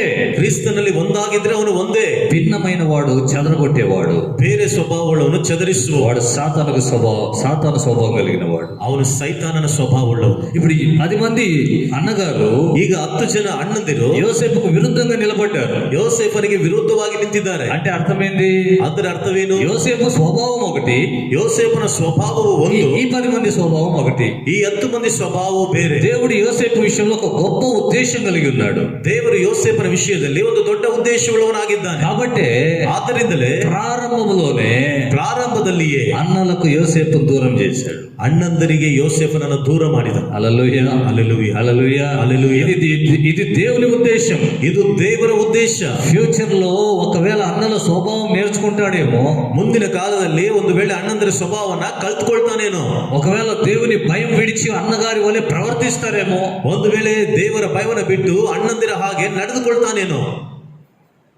1 కొరింథీ పత్రిక 15లో ఏం రాయబడింది? 1 కొరింథీ పత్రిಕೆಯಲ್ಲಿ 15ರಲ್ಲಿ ಏನು ಬರೆಯಲ್ಪಟ್ಟಿದೆ? దుష్ట సాంగత్యము మంచి నడవడిని చెడుపును. ದುಷ್ಟ ಸಹವಾಸವು ಒಳ್ಳೆಯ ನಡವಳಿಕೆಯನ್ನ ಕೆಡಿಸುವುದು. దేవుడు ఎందుకు అన్నలకు యోసేపును దూరం పెట్టాడు? ఇప్పుడు ದೇವರು ಯಾತಕ್ಕಾಗಿ ಅಣ್ಣಂದರಿಗೆ ಯೋಸೇಫನನ್ನು ದೂರ ಮಾಡಿದ್ರು? వారి చెడుతనముకు దూరంగా ఉండాలి, ಅವರ ಕೆಟ್ಟತನಕ್ಕೆ ದೂರವಾಗಿರಬೇಕು. వారి చెడు స్వభావాలకు యోసేపు దూరంగా ఉండాలి, ಅವರ ಕೆಟ್ಟ ಸ್ವಭಾವಗಳಿಗೆ ಯೋಸೇಫನು ದೂರವಾಗಿರಬೇಕು. ఈ మాటలు వింటున్న ప్రేమైన సహోదరి సహోదరుడా, ಈ ಮಾತುಗಳನ್ನು ಕೇಳುತ್ತಿರುವಂತ ನನ್ನ ಪ್ರೀತಿಯ ಸಹೋದರ ಸಹೋದರಿಯೇ, నీవు ఉంటున్నటువంటి సంఘములోనే, ನೀನು ಇರುತ್ತಿರುವಂತಹ ಸಭೆಯಲ್ಲಿಯೇ నీకు విరోధులు లేస్తే, ನಿನಗೆ ವಿರೋಧಿಗಳು ಎದ್ದರೆ అప్పుడు నువ్వు అనుకోవాలి, ಆಗ ನೀನು ಅಂದುಕೊಳ್ಳಬೇಕು, నీ స్వభావానికి వాళ్ళు భిన్నమైన స్వభావం కలిగిన వాళ్ళు, ನಿನ್ನ ಸ್ವಭಾವಕ್ಕೆ ಅವರು ಬೇರೆ ಸ್ವಭಾವ ಉಳ್ಳವರು. హల్లెలూయా, హల్లెలూయా, హల్లెలూయా, హల్లెలూయా. నీ స్వభావానికి వాళ్ళకు సరిపోవడం లేదు, ನಿನ್ನ ಸ್ವಭಾವಕ್ಕೆ ಅವರ ಸ್ವಭಾವ ಸರಿ ಹೋಗ್ತಿಲ್ಲ. నీవు దేవునితో సహవాసం కలిగి ఉన్నావు, ನೀನು ದೇವರೊಂದಿಗೆ ಸಹವಾಸ ಉಳ್ಳವನಾಗಿದ್ದಿ, వాళ్ళు నిన్ను ద్వేషిస్తున్నారంటే, ಅವರು ನಿನ್ನನ್ನು ದ್ವೇಷ ಮಾಡ್ತಿದ್ದಾರಂದ್ರೆ ಸಂತೋಷಪಡು. దుష్ట సాంగత్యం నీకు మంచిది కాదు, ದುಷ್ಟ ಸಹವಾಸವು ನಿನಗೆ ಒಳ್ಳೆಯದಲ್ಲ. హల్లెలూయా, హల్లెలూయా. వాళ్ళు సహోదరులే, ಅವರು ಸಹೋದರರೇ. కానీ నీతివంతుని ద్వేషిస్తున్నారంటే అర్థం ఏంటి? ಆದರೆ ನೀತಿವಂತನನ್ನ ದ್ವೇಷ ಮಾಡ್ತಿದ್ದಾರೆ ಅಂದ್ರೆ ಅರ್ಥವೇನು? ఇస్కరియోతు యూదా 11 మంది శిష్యులతో కలిసి ఉన్నవాడే, ಇಸ್ಕರಿಯೋತ ಯೂದನು 11 ಮಂದಿ ಶಿಷ್ಯರೊಂದಿಗೆ ಜೊತೆಯಾಗಿದ್ದವನೇ. కానీ యేసుక్రీస్తు అన్నాడు, మీలో ఒకడు సైతాను అన్నాడు. ಆದ್ರೆ ಯೇಸು ಕ್ರಿಸ್ತನು ಹೇಳಿದನು, ನಿಮ್ಮಲ್ಲಿ ಒಬ್ಬನು ಸೈತಾನನೆಂದು ಹೇಳಿದ. ಕಾರಣವೇನು? వాని స్వభావం వేరే, ಅವನ ಸ್ವಭಾವ ಬೇರೆ. వీళ్ళందరూ క్రీస్తు కోసం ప్రాణాలు పెట్టాలనుకున్నారు, ಇವರೆಲ್ಲರೂ ಕ್ರಿಸ್ತನಿಗೋಸ್ಕರವಾಗಿ ಪ್ರಾಣಗಳನ್ನು ಕೊಡಬೇಕೆಂಬುದಾಗಿ ಅಂದುಕೊಂಡ್ರು. వాడు క్రీస్తుని పట్టించాలనుకున్నాడు, ಅವನು ಕ್ರಿಸ್ತನನ್ನೇ ಹಿಡಿದು ಕೊಡಬೇಕೆಂಬುದಾಗಿ ಅಂದುಕೊಂಡರು. దేవునికి స్తోత్రం, ದೇವರಿಗೆ ಸ್ತೋತ್ರ. హల్లెలూయా, హల్లెలూయా. కాబట్టి ಆದ್ದರಿಂದ దేవుని విషయంలో మంచి మనస్సాక్షి కలిగి ఉంటే, ನೀನು ದೇವರ ವಿಷಯದಲ್ಲಿ ಒಳ್ಳೆಯ ಮನಸ್ಸಾಕ್ಷಿ ಉಳ್ಳವನಾಗಿದ್ರೆ, నీతో ఉన్న సహోదరులు గాని సహోదరులు గాని, ನಿನ್ನೊಂದಿಗಿರುವಂತಹ ಸಹೋದರರಾಗಲಿ ಸಹೋದರಿಯರಾಗಲಿ, ఎంతమంది కట్టగట్టుకొని లేచినా, ಎಷ್ಟೇ ಜನರು ಒಂದಾಗಿ ಎದ್ದರು, ఎంతమంది నిన్ను దూషించినా, ಎಷ್ಟೇ ಜನರು ನಿನ್ನ ದೂಷಣೆ ಮಾಡಿದ್ರು, ఎంతమంది నీ పైన పగబెట్టినా, ಎಷ್ಟೇ ಜನರು ನಿನ್ನ ಮೇಲೆ ಹಾಗೆ ಮಾಡಿದರು, క్రీస్తునందు సంతోషించు, ಕ್ರಿಸ್ತನಲ್ಲಿ ಸಂತೋಷ ಪಡು. ఎందుకంటే వారి స్వభావం వేరే, ಯಾಕೆಂದ್ರೆ ಅವರ ಸ್ವಭಾವ ಬೇರೆ, ఈ స్వభావం వేరే. ನಿನ್ನ ಸ್ವಭಾವ ಬೇರೆ. ఒకవేళ రేపటి దినం వారి స్వభావంలో నువ్వు కలిసిపోతావేమో, ಒಂದು ವೇಳೆ ಅವರ ಸ್ವಭಾವದಲ್ಲಿ ನೀನೇ ಒಂದು ವೇಳೆ ಸೇರೋಗ್ತೀನೋ, దుష్ట సాంగత్యం నీ మంచి నడవడిని చెడిపేస్తదేమో, ದುಷ್ಟರ ಸಹವಾಸವು ಒಳ್ಳೆಯ ನಡವಳಿಕೆನ ಕೆಡಿಸುತ್ತದೇನೋ. కాబట్టి నువ్వు జాగ్రత్త. ಆದ ಕಾರಣ ఎచ్చరికే. అందుకే దేవుడు వారికి నిన్ను దూరం చేస్తున్నాడు. ಆದ ಕಾರಣದಿಂದ ದೇವರು ನಿನ್ನನ್ನು ಅವರಿಂದ ದೂರ ಮಾಡ್ತಾ ಇದ್ದಾನೆ. అది బాధగా ఉంటుంది, ಅದು ಬಾಧೆಯಾಗಿರುತ್ತದೆ, అది బాధగానే ఉంటుంది. ಅದು ಬಾಧೆಯಾಗಿರುತ್ತದೆ. కానీ దేవుడు మనకు మంచి కార్యములు చేస్తాడు. ಆದರೆ ದೇವರು ನಮಗೆ ಒಳ್ಳೆಯ ಕಾರ್ಯಗಳನ್ನೇ ಮಾಡುತ್ತಾನೆ. హల్లెలూయా, ಆಮೆನ್, హల్లెలూయా, హల్లెలూయా. అది మనకు మంచిది. ಅದು ನಮಗೆ ಒಳ್ಳೆಯದು. ಒಂದು సారి నన్ను బయటికి వేసాడు, సంఘం నుంచి బయటికి వేశాడు. ನನ್ನನ್ನು ಸಭೆಯಿಂದ ಹೊರಗಾಕಿದ್ರು. ఆ వేయక మునిపే ಹಾಕುವುದಕ್ಕಿಂತ ಮೊದಲೇ ప్రవచనాలు చెప్పారు సంఘంలో. ಪ್ರವಾದನೆಗಳನ್ನು ಹೇಳಿದ್ರು ಸಭೆ. ఏమని? ಏನಂತ? ఆ కుమారుడా, ನನ್ನ ಮಗನೇ, బాబు ಬಾಬು, నువ్వు దేవునికి విరుద్ధంగా ఉన్నావు, ನೀನು ದೇವರಿಗೆ ವಿರೋಧವಾಗಿದೆಯಾ అన్నారు. ಅಂದ್ರು. మళ్ళీ ప్రవచనాలు చెప్పారు ఇంకొక వారంలో. ಮತ್ತೆ ಮತ್ತೊಂದು ವಾರದಲ್ಲಿ ಇನ್ನೊಬ್ರು ಪ್ರವಾದನೆ ಹೇಳಿದ್ರು. 6 నెలల్లో వీడు భ్రష్టుడైపోతాడని చెప్పారు. 6 ತಿಂಗಳಲ್ಲಿ ಇವನು ಭ್ರಷ್ಟನಾಗಿ ಹೋಗ್ತಾನೆ ಎಂದು ಹೇಳಿದ್ರು. రాసి పెట్టిన నేను ఈ విషయాలను, ಈ ವಿಷಯಗಳನ್ನೆಲ್ಲ ಬರೆದಿಟ್ಟಿದ್ದೀನ. హల్లెలూయా, హల్లెలూయా. రాసి పెట్టాను, ಬರೆದಿಟ್ಟಿದ್ದೀನ. ఆలోచన చేయండి. ಆಲೋಚನೆ ఆ ಮಾಡಿ. దినాల్లో చాలా బాధ కలిగింది. ಆ ದಿನಗಳಲ್ಲಿ ತುಂಬಾ ಬಾಧೆ ಉಂಟಾಯಿತು. తర్వాత బయటకు వచ్చినప్పుడు దేవుడు మాట్లాడండి, నువ్వు ఇక్కడ సేవ చేయాలి. ಅದಾದ ನಂತರ ಹೊರಗಡೆ ಬಂದಾಗ ದೇವರಲ್ಲಿ ಮಾತನಾಡಿದ್ರು, ನೀನು ಇಲ್ಲಿ ಸೇವೆ ಮಾಡಬೇಕಂತ. దేవునికి స్తోత్రం, ದೇವರಿಗೆ ಸ್ತೋತ್ರ. సేవ చేయాలనే ఉద్దేశముతో దేవుడు అక్కడ నన్ను బయటికి తీసుకొచ్చాడు. ಸೇವೆ ಬೇಕೆಂತ ಉದ್ದೇಶದಿಂದ ದೇವರು ಅಲ್ಲಿಂದ ನನ್ನ ಹೊರಗಡೆ ಕರ್ತಂದ್ರು. నేను అనుకున్నా, ఏంటి ఇట్లాంటి దూషణలు వచ్చేస్తున్నాయి ఏంటి? ನಾನು ಅಂದುಕೊಂಡೆ, ಏನು ಇಂಥ ದೂಷಣೆಗಳು ಬರ್ತಾ ಇದೆಯಲ್ಲ, ఎందుకు నా పైన ఇంత విరోధం కట్టుకుంటున్నారు, ಯಾಕೆ ನನ್ನ ಮೇಲೆ ಇಷ್ಟೊಂದು ವಿರೋಧವನ್ನು ಇಟ್ಕೊಳ್ತಿದ್ದಾರೆ. హల్లెలూయా, హల్లెలూయా. అనుకున్నాను, నేను ಅಂದುಕೊಂಡೆ, ನಾನು బాధపడ్డాను. ಬಾಧೆ ಪಟ್ಟೆ ನಾನು. కానీ ప్రస్తుతం జరుగుతున్న స్థితి చూస్తే, ಆದರೆ ಈಗಿನ ಸಂದರ್ಭದಲ್ಲಿ ನಡೆಯುತ್ತಿರುವಂತ ಸ್ಥಿತಿ ನೋಡಿದ್ರೆ, ఆ దినం అది జరిగింది దేవుని ఉద్దేశం. ಆ ದಿನದಲ್ಲಿ ನಡೆದಿದ್ದು ಅದು ದೇವರ ಉದ್ದೇಶ. హల్లెలూయా, హల్లెలూయా. నీ పట్ల ఏదో ఉద్దేశం ఉంది, ನಿನ್ನ ವಿಷಯದಲ್ಲಿ ಯಾವುದೋ ಒಂದು ಉದ್ದೇಶವಿದೆ. అందుకే నీ బంధువులకు నువ్వు దూరంగా ఉన్నావు. ಅದಕ್ಕಾಗಿ ನಿನ್ನ ಬಂಧುಗಳಿಗೆ ನೀನು ದೂರವಾಗಿದ್ದಿ. అందుకే నీ బంధువులు నీ పైన పగబట్టారు. ಅದಕ್ಕಾಗಿ ನಿನ್ನ ಬಂಧುಗಳು ನಿನ್ನ ಮೇಲೆ ಹಾಗೆ ಇಟ್ಕೊಂಡಿದ್ದಾರೆ. నీ సహోదరులు నీ పైన పగబట్టారు. ನಿನ್ನ ಸಹೋದರರು ನಿನ್ನ ಮೇಲೆ ಹಾಗೆ ಇಟ್ಕೊಂಡಿದ್ದಾರೆ. నీ తండ్రి ఇంటి వారు నీ పైన పగబట్టారు. ನಿನ್ನ ತಂದೆಯ ಮನೆಯವರು ನಿನ್ನ ಮೇಲೆ ಹಾಗೆ ಇಟ್ಕೊಂಡಿದ್ದಾರೆ. నా తండ్రి ఇంటి వారు కూడా నాకు దూరమే. ನನ್ನ ತಂದೆಯ ಮನೆಯವರು ಸಹ ನನ್ನ ದೂರವಾಗ. హల్లెలూయా, హల్లెలూయా, హల్లెలూయా, హల్లెలూయా. నేను చెప్పకూడదు, చెప్తున్నాను. ನಾನು ಹೇಳ್ಬಾರ್ದು, ಆದ್ರೂ ಹೇಳ್ತೀನಿ. ఒకసారి మా పెద్దనాన్న మా నాన్నకు గడ్డపారిచ్చాడు. ಒಂದು ಸಾರಿ ನಮ್ಮ ದೊಡ್ಡಪ್ಪ ಅವರು ನಮ್ಮ ತಂದೆಗೆ ಆರೆಕೋಲನ್ನು ಕೊಟ್ಟರು. ఏసేరా వాడిని, ಸಾಯಿಸ್ಬಿಡು నన్నನ್ನು. నేను 7వ తరగతి ఏమో చదువుతున్నాను. ನಾನು 7ನೇ ತರಗತಿಯನ್ನು ಓದ್ತಿದ್ದೆ. మా నాన్న ఎదిరించగలిగిన బలం ఉంటుంది అప్పుడు. ನಮ್ಮ ತಂದೆಯನ್ನು ಎದುರಿಸತಕ್ಕಂಥ ಬಲ ಇರುತ್ತಾಗ. ఇక్కడ ఒక మార్క్ ఉంది నాకు, ಇಲ್ಲೊಂದು ನನಗೆ ಒಂದು ಗುರುತಿದೆ. దెబ్బ తగిలింది, ಹೊಡೆತ ಬಿದ್ದಿರೋದು. హల్లెలూయా, హల్లెలూయా. ఎవరు ద్వేషించినా, ಯಾರೇ ದ್ವೇಷ ಮಾಡಿದ್ರು, క్రీస్తు ప్రేమిస్తూ ఉన్నాడు. ಕ್ರಿಸ್ತನು ಪ್ರೀತಿ ಮಾಡ್ತಿದ್ದಾನೆ. హల్లెలూయా, ಆಮೆನ್, హల్లెలూయా, హల్లెలూయా. వాళ్ళందరూ ద్వేషించినా ಅವರೆಲ್ಲರೂ ದ್ವೇಷ ಮಾಡಿದ್ರು, ప్రేమించే ఒక ఆయన ఉన్నాడు. ಪ್ರೀತಿ ಮಾಡುವಂತ ಒಬ್ಬ ಆತ್ಮನಿದ್ದಾನೆ. వారిలో కలిసిపోకుండా, ಅವರಲ್ಲಿ ಒಂದಾಗಿ ಹೋಗದೆ, వారున్నారనే ధైర్యంతో దేవుని విడిచిపెట్టకుండా, ಅವರು ಇದ್ದಾರೆ ಎಂಬ ಧೈರ್ಯದಿಂದ ದೇವರನ್ನ ಬಿಟ್ಟು ಬಿಡದೆ, ముందుగానే ప్రత్యేకించాడు దేవుడు. ಮುಂಚಿತವಾಗಿ ದೇವರು ಪ್ರತ್ಯೇಕ ಮಾಡುದು. దేవునికి స్తోత్రం, ದೇವರಿಗೆ ಸ್ತೋತ್ರ. అర్థమవుతుందా ఈ వాక్యం? ಅರ್ಥವಾಗ್ತಿದೆಯೇ ವಾಕ್ಯ? బంధువులు దూరమయ్యారని, ಬಂಧುಗಳು ದೂರವಾಗಿದ್ದಾರೆ ಅಂತ, స్నేహితులు దూరమయ్యారని, ಸ್ನೇಹಿತರು ದೂರವಾಗಿದ್ದಾರೆ ಅಂತ, తండ్రి ఇంటి వారే వ్యతిరేకంగా నిలబడ్డారని, ತಂದೆಯ ಮನೆಯವರೇ ವಿರೋಧವಾಗಿ ನಿಂತಿದ್ದಾರೆ ಅಂತ భయపడద్దు, ಭಯಪಡಬೇಡ. దేవుడు నీకు అట్టి స్థితి కలిగించాడు. ದೇವರು ನಿನಗೆ ಅಂತ ಸ್ಥಿತಿಯನ್ನು ಉಂಟು ಮಾಡಿದ್ದಾನೆ. హల్లెలూయా, హల్లెలూయా. యోసేపు మంచి మాటలు మాట్లాడుతున్నాడు, ಯೋಸೇಫನು ಒಳ್ಳೆಯ ಮಾತುಗಳನ್ನು ಮಾತನಾಡ್ತಿದ್ದಾನೆ. వాళ్ళేమో కోపం చూపిస్తున్నారు. ಅವರೇನು ಕೋಪ ತೋರಿಸ್ತಾ ಇದ್ದಾರೆ. 120వ కీర్తనలో 120ನೇ ಕೀರ್ತನೆಯಲ್ಲಿ భక్తుడు మాట్లాడుతున్నాడు ఒక మాట. ಭಕ್ತನೊಂದು ಮಾತನ್ನು ಮಾತನಾಡ್ತಿದ್ದ. 7వ వాక్యం, 7ನೇ ವಾಕ್ಯ. నేను కోరునది సమాధానమే. ನಾನು ಬಯಸುವುದು ಸಮಾಧಾನವೇ. భక్తుడు ఏం కోరుకుంటున్నాడు? ಭಕ್ತನು ಏನು ಬಯಸುತ್ತಿದ್ದಾನೆ? సమాధానాన్ని కోరుకుంటున్నాడు. ಸಮಾಧಾನವನ್ನ ಇಷ್ಟಪಡ್ತಿದ್ದಾನೆ. కానీ వాళ్ళు ఏం చేస్తున్నారంట? ಆದ್ರೆ ಅವ್ರು ಏನ್ ಮಾಡ್ತಿದಾರಂತೆ? ಸಮಾಧಾನವನ್ನ ಹಾಗೆ ಮಾಡುವವರೊಳಗೆ ಇದ್ದು ಸಾಕಾಯ್ತು, ನಾನು ಸಮಾಧಾನ ಪ್ರಿಯನು, నేను సమాధానాన్ని కోరుకుంటున్నారు, కానీ వాళ్ళు ನಾನು ಸಮಾಧಾನವನ್ನು ಬಯಸುತ್ತಿದ್ದೇನೆ. ಆದರೆ ಅವರು నా నోట మాట వచ్చిన తోడనే, ನನ್ನ ಬಾಯಿಂದ ಮಾತು ಬಂದ ಕೂಡಲೇ వారు యుద్ధానికి సిద్ధమవుతున్నారు. ಅವರು ಯುದ್ಧಕ್ಕೆ ಸಿದ್ಧರಾಗ್ತಿದ್ದಾರೆ. యోసేపు పరిస్థితి కూడా ఇదే. ಯೋಸೇಫನ ಪರಿಸ್ಥಿತಿಯೂ ಸಹ ಇದೆ. యోసేపు అన్నలారా అంటున్నాడు. ಯೋಸೇಫನು ಅಣ್ಣಂದಿರೇ ಎಂಬುದಾಗಿ ಹೇಳ್ತಿದ್ದಾನೆ. మరేవని కొట్టండ్ర వచ్చింది అంటున్నారు.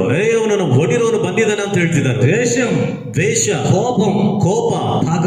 ಹಾಗೆ. హల్లెలూయా, ಹಲ್ಲೆಲೂಯ, హల్లెలూయా. ಹಲ್ಲೆಲೂಯ. ఒకవేళ ఇట్టి స్థితిలో నీవు ఉన్నావేమో, ಒಂದು ವೇಳೆ ಇಂತಹ ಸ್ಥಿತಿಯಲ್ಲಿ ನಿಂತೀಯ, ప్రస్తుతం అది నీకు బాధగా కలిగిస్తుంది, ಈಗಿನ ಸಮಯದಲ್ಲಿ ಅದು ನಿನಗೆ ಬಾಧೆಯನ್ನು ಉಂಟು ಮಾಡುತ್ತದೆ, అది నీకు బాధ అనిపిస్తుంది. ಅದು ನಿನಗೆ ಬಾಧೆ ಅನ್ನಿಸುತ್ತದೆ. నాకున్న అనుభవం చెప్తున్నా, ನನಗಿದ್ದಂತ ಅನುಭವವನ್ನು ಹೇಳ್ತಾ ಇದ್ದೀನಿ. దేవుడు నిన్ను ప్రత్యేకిస్తూ ఉన్నాడు. ದೇವರು ನಿನ್ನನ್ನು ಪ್ರತ್ಯೇಕಿಸುತ್ತಿದ್ದಾನೆ. భవిష్యత్తులో నిన్ను ఒక ఉన్నతమైన వ్యక్తిగా చేయాలని ఆలోచిస్తూ ఉన్నాడు. ಭವಿಷ್ಯತ್ನಲ್ಲಿ ನೀನು ಒಬ್ಬ ಉತ್ತಮವಾಗಿಯೂ ಉನ್ನತವಾದ ವ್ಯಕ್ತಿಯಾಗಿರಬೇಕೆಂದು ದೇವರು ಆಲೋಚನೆ ಮಾಡ್ತಿದ್ದಾನೆ. హల్లెలూయా, హల్లెలూయ. యేసు క్రీస్తును కూడా ప్రేమించలే ప్రజలు. ಯೇಸು ಕ್ರಿಸ್ತನನ್ನು ಸಹ ಜನರು ಪ್ರೀತಿ ಮಾಡಲಿಲ್ಲ. మేలు కోసమే దగ్గరకు వచ్చారు, ಆತನ ಬಳಿಯಲ್ಲಿ ಉಪಕಾರಗಳನ್ನು ಹೊಂದುವುದಕ್ಕಾಗಿ ಬಂದ್ರು, ఆహారం కోసం వచ్చారు, ಆಹಾರಕ್ಕಾಗಿ ಬಂದ್ರು, స్వస్థతల కోసం వచ్చారు. ಸ್ವಸ್ಥತೆಗಳಿಗೋಸ್ಕರ ಬಂದ್ರು. అంతవరకే ಅಷ್ಟರವರೆಗೆ అందరూ విడిచి తమ తమ ఇంటికి వెళ్ళిపోయి ಎಲ್ಲರೂ ಬಿಟ್ಟು ಅವರವರ ಮನೆಗಳಿಗೆ ಹಿಂತಿರುಗಿ ಹೋದ್ರು. యేసు కొండకు వెళ్ళిపోయాను. ಯೇಸು ಬೆಟ್ಟಕ್ಕೆ ಹೋದನು. ఆయన చెప్పిన ఒక మాట, ఆయన విషయంలో రాయబడిన ఒక ప్రవచనం ఉంది. ಆತನ ವಿಷಯದಲ್ಲಿ ಬರೆಯಲ್ಪಟ್ಟಂತ ಒಂದು ಪ್ರವಾದನೆ ಇದೆ. 109వ కీర్తన 4-5 వచనాలు. 109ನೇ ಕೀರ್ತನೆ 4-5 ವಚನಗಳು. ನಾನು ಅವರನ್ನು ಪ್ರೀತಿಸಿದರು, ಅವರು ನನ್ನನ್ನು ವಿರೋಧಿಸುತ್ತಾರೆ. నేను వారికి చూపిన ప్రేమకు వాళ్ళు నా మీద పగబట్టి ఉన్నారు. ನಾನು ಅವರಿಗೆ ತೋರಿಸಿದ ಪ್ರೀತಿಗೆ ಅವರು ನನ್ನ ಮೇಲೆ ಹಗೆ ಮಾಡಿದ್ದಾರೆ. నేను వాళ్ళ పైన ప్రేమ చూపించాను, ನಾನು ಅವರ ಮೇಲೆ ಪ್ರೀತಿ ತೋರಿಸಿದೆನು, వాళ్ళేమో నా పైన పగబట్టారు. ಅವರೇನು ನನ್ನ ಮೇಲೆ ಹಗೆ ಇಟ್ಕೊಂಡ್ರು. యోసేపు కూడా ప్రేమ చూపించాడు, ಯೋಸೇಫನು ಸಹ ಪ್ರೀತಿ ತೋರಿಸಿದನು. యోసేపు విషయంలో వాళ్ళు పగబట్టారు. ಯೋಸೇಫನ ವಿಷಯದಲ್ಲಿ ಅವರು ಹಾಗೆ ಮಾಡಿದ್ರು. అయితే నేను మానక వారి కోసం ప్రార్థన చేస్తున్నాను అన్నాడు ఇక్కడ. ಆದರೆ ನಾನು ಬಿಡದೆ ಅವರಿಗೋಸ್ಕರ ಪ್ರಾರ್ಥನೆ ಮಾಡುತ್ತಿದ್ದೇನೆ ಎಂಬುದಾಗಿ 5వ వాక్యంలో 5ನೇ ವಚನದಲ್ಲಿ, నేను చేసిన మేలుకు ప్రతిగా ನಾನು ಮಾಡಿದ ಉಪಕಾರಕ್ಕೆ ಬದಲಾಗಿ వారు కీడు చేస్తున్నారు, ಅವರು ಕೇಡನ್ನು ಮಾಡುತ್ತಿದ್ದಾರೆ. నేను చూపించిన ప్రేమకు ప్రతిగా ನಾನು ತೋರಿಸಿದ ಪ್ರೀತಿಗೆ ಬದಲಾಗಿ నా మీద ద్వేషం ఉంచుచున్నారు. ನನ್ನ ಮೇಲೆ ದ್ವೇಷವನ್ನು ಇಟ್ಟಿದ್ದಾರೆ. ద్వేషం పెట్టుకున్నారు. ದ್ವೇಷವನ್ನು ಇಟ್ಕೊಂಡಿದ್ದಾರೆ. హల్లెలూయా, ಹಲ್ಲೆಲೂಯ, హల్లెలూయా. ಹಲ್ಲೆಲೂಯ. ద్వేషం, ದ್ವೇಷ, మనిషికి ద్వేషం ఎక్కువైపోతుంది. ಮನುಷ್ಯನಿಗೆ ದ್ವೇಷ ಹೆಚ್ಚಾಗುತ್ತಾ ಇದೆ. ఈ దినం ఈ మాటలు వింటున్న నీవు, ಈ ದಿನ ಈ ಮಾತುಗಳನ್ನು ಕೇಳುತ್ತಿರುವ నీవు ఎవరిపైన ద్వేషం కట్టుకోకూడదు. ನೀನು ಯಾರ ಮೇಲೆಯೂ ದ್ವೇಷವನ್ನು ಇಟ್ಟುಕೊಳ್ಳಬಾರದು. అలాగే నీ పైన ద్వేషించే వారి విషయంలో, ಹಾಗೆಯೇ ನಿನ್ನ ಮೇಲೆ ದ್ವೇಷ ಮಾಡುವಂತವರ ವಿಷಯದಲ್ಲಿ ప్రార్థన చేస్తూ దేవునికి స్తోత్రం చెప్పి పక్కన ఉండాలి. ಪ್ರಾರ್ಥನೆ ಮಾಡುತ್ತಾ ದೇವರಿಗೆ ಸ್ತೋತ್ರವನ್ನು ಹೇಳಿ ನೀನು ಪಕ್ಕದಲ್ಲಿ ಇರಬೇಕು. వాళ్ళు నిన్ను దూరం చేస్తున్నారని వారికి అనుకూలమైనటువంటి తప్పుడు కార్యంలో నువ్వు ప్రవేశించకూడదు. ಅವರು ನಿನ್ನನ್ನು ದೂರ ಮಾಡುತ್ತಿದ್ದಾರೆ ಅಂತ ಅವರಿಗೆ ಅನುಕೂಲವಾದ ತಪ್ಪಾದ ಕಾರ್ಯಗಳನ್ನು ಮಾಡಬಾರದು. దేవునికి విరోధమైన ఆలోచనలు చేయకూడదు. ದೇವರಿಗೆ ವಿರೋಧವಾದ ಆಲೋಚನೆಗಳನ್ನ ನೀನು ಮಾಡಬಾರದು. అపోస్తలులు అంటున్నారు, ಅಪೊಸ್ತಲರು ಹೇಳ್ತಿದ್ದಾರೆ, దేవుని మాటలు వినట న్యాయమా, మీ మాటలు వినట న్యాయమా? ದೇವರ ಮಾತುಗಳನ್ನು ಕೇಳುವುದು ನ್ಯಾಯವಾ, ನಿಮ್ಮ ಮಾತುಗಳನ್ನು ಕೇಳುವುದು ನ್ಯಾಯನಾ? మేము దేవుని మాటలు వినాలి కదా. ನಾವು ದೇವರ ಮಾತುಗಳನ್ನು ಕೇಳಬೇಕಲ್ಲ. మీకు అనుకూలంగా మేము చేయలేం, ನಿಮಗೆ ಅನುಕೂಲವಾಗಿ ಮಾಡೋದಕ್ಕಾಗಲ್ಲ. మీకు అనుకూలంగా మేము చేయలేం. ನಿಮಗೆ ಅನುಕೂಲವಾಗಿ ನಾವು ಮಾಡೋದಿಲ್ಲ. మీరు డబ్బులు ఇస్తారని మీకు అనుకూలంగా చేయలేం. ನೀವು ಹಣವನ್ನು ಕೊಡ್ತೀರಂತ ನಿಮಗೆ ಅನುಕೂಲವಾಗಿ ನಾವು ಮಾಡಲ್ಲ. మీరు ముఖాలు మార్చుకుంటారని మీకు అనుకూలంగా మేము చేయలేం. ನೀವು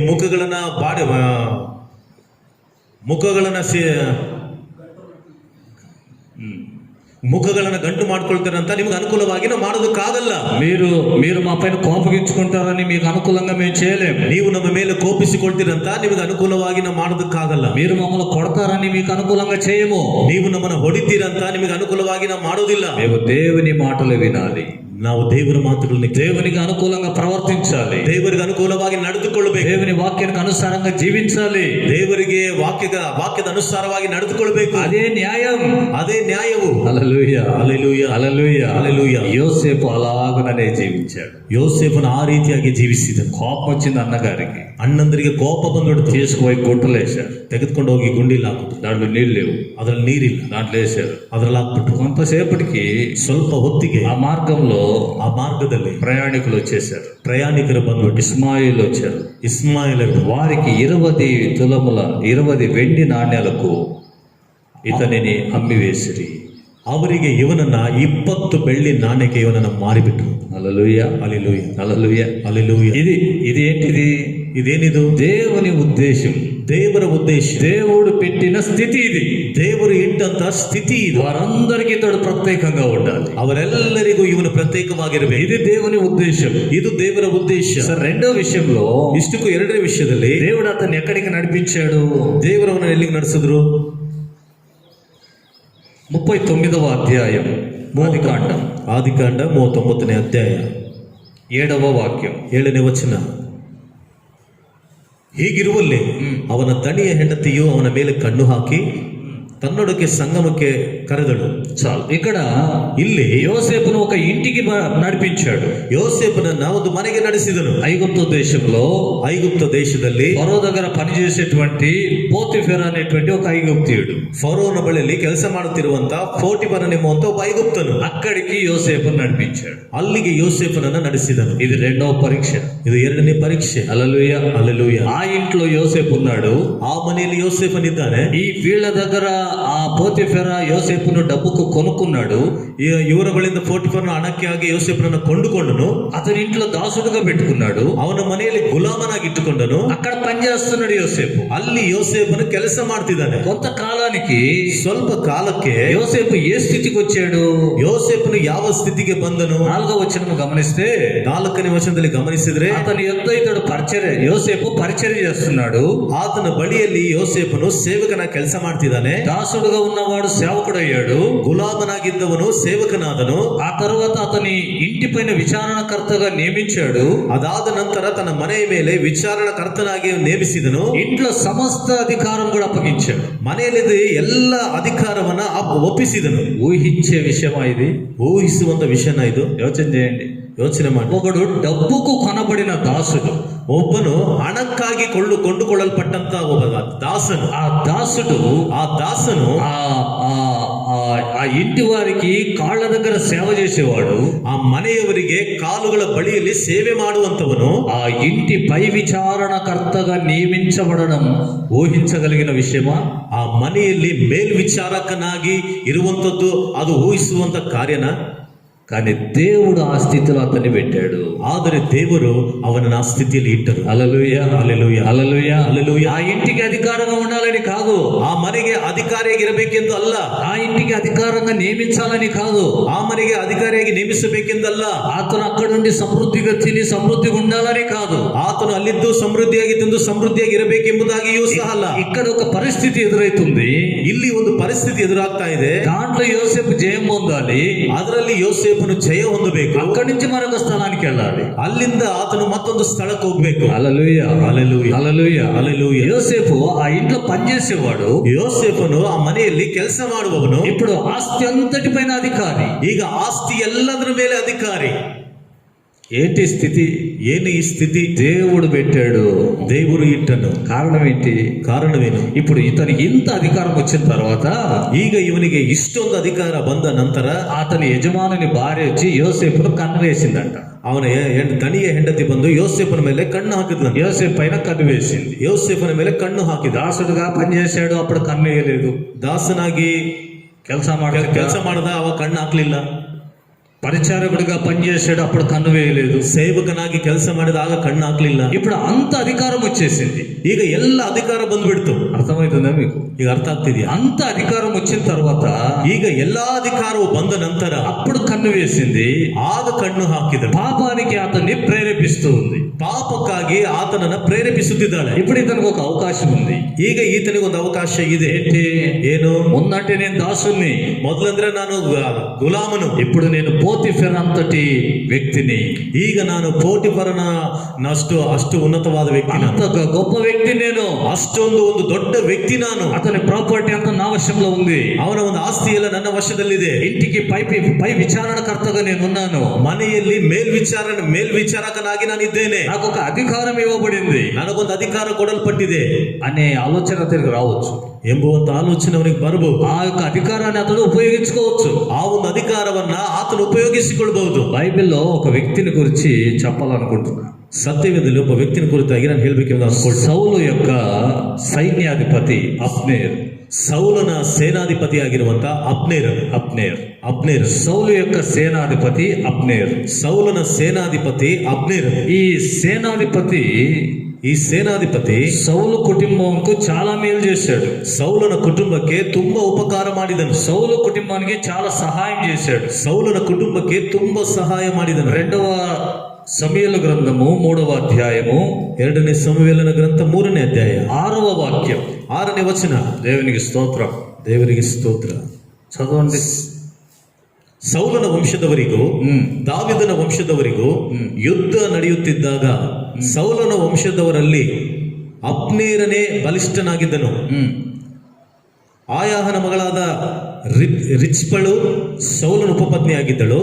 ಒಂದು ದಿವಸ ಇಷ್ಬೋಶೇತನು ಅಬ್ನೇರನನ್ನು, ನೀನು ನನ್ನ ತಂದೆಯ ಉಪಪತ್ನಿಯನ್ನು ಕೂಡಿದ್ದೇಕೆ ಎಂದು ಕೇಳಿದನು. చాలు గమనించండి ఈ మాటలు, ಗಮನಿಸಿರಿ ಮಾತುಗಳು. ఇది ఇప్పుడే జ్ఞాపకం వచ్చింది. దేవునికి స్తోత్రం. ದೇವರಿಗೆ ಸ್ತೋತ್ರ. ಇದು ಈಗಲೇ ನೆನಪಿಗೆ ಬಂತು. హల్లెలూయా. ಹಲ್ಲೆಲೂಯಾ. యోసేపుకు సర్వ అధికారం ఇవ్వబడింది.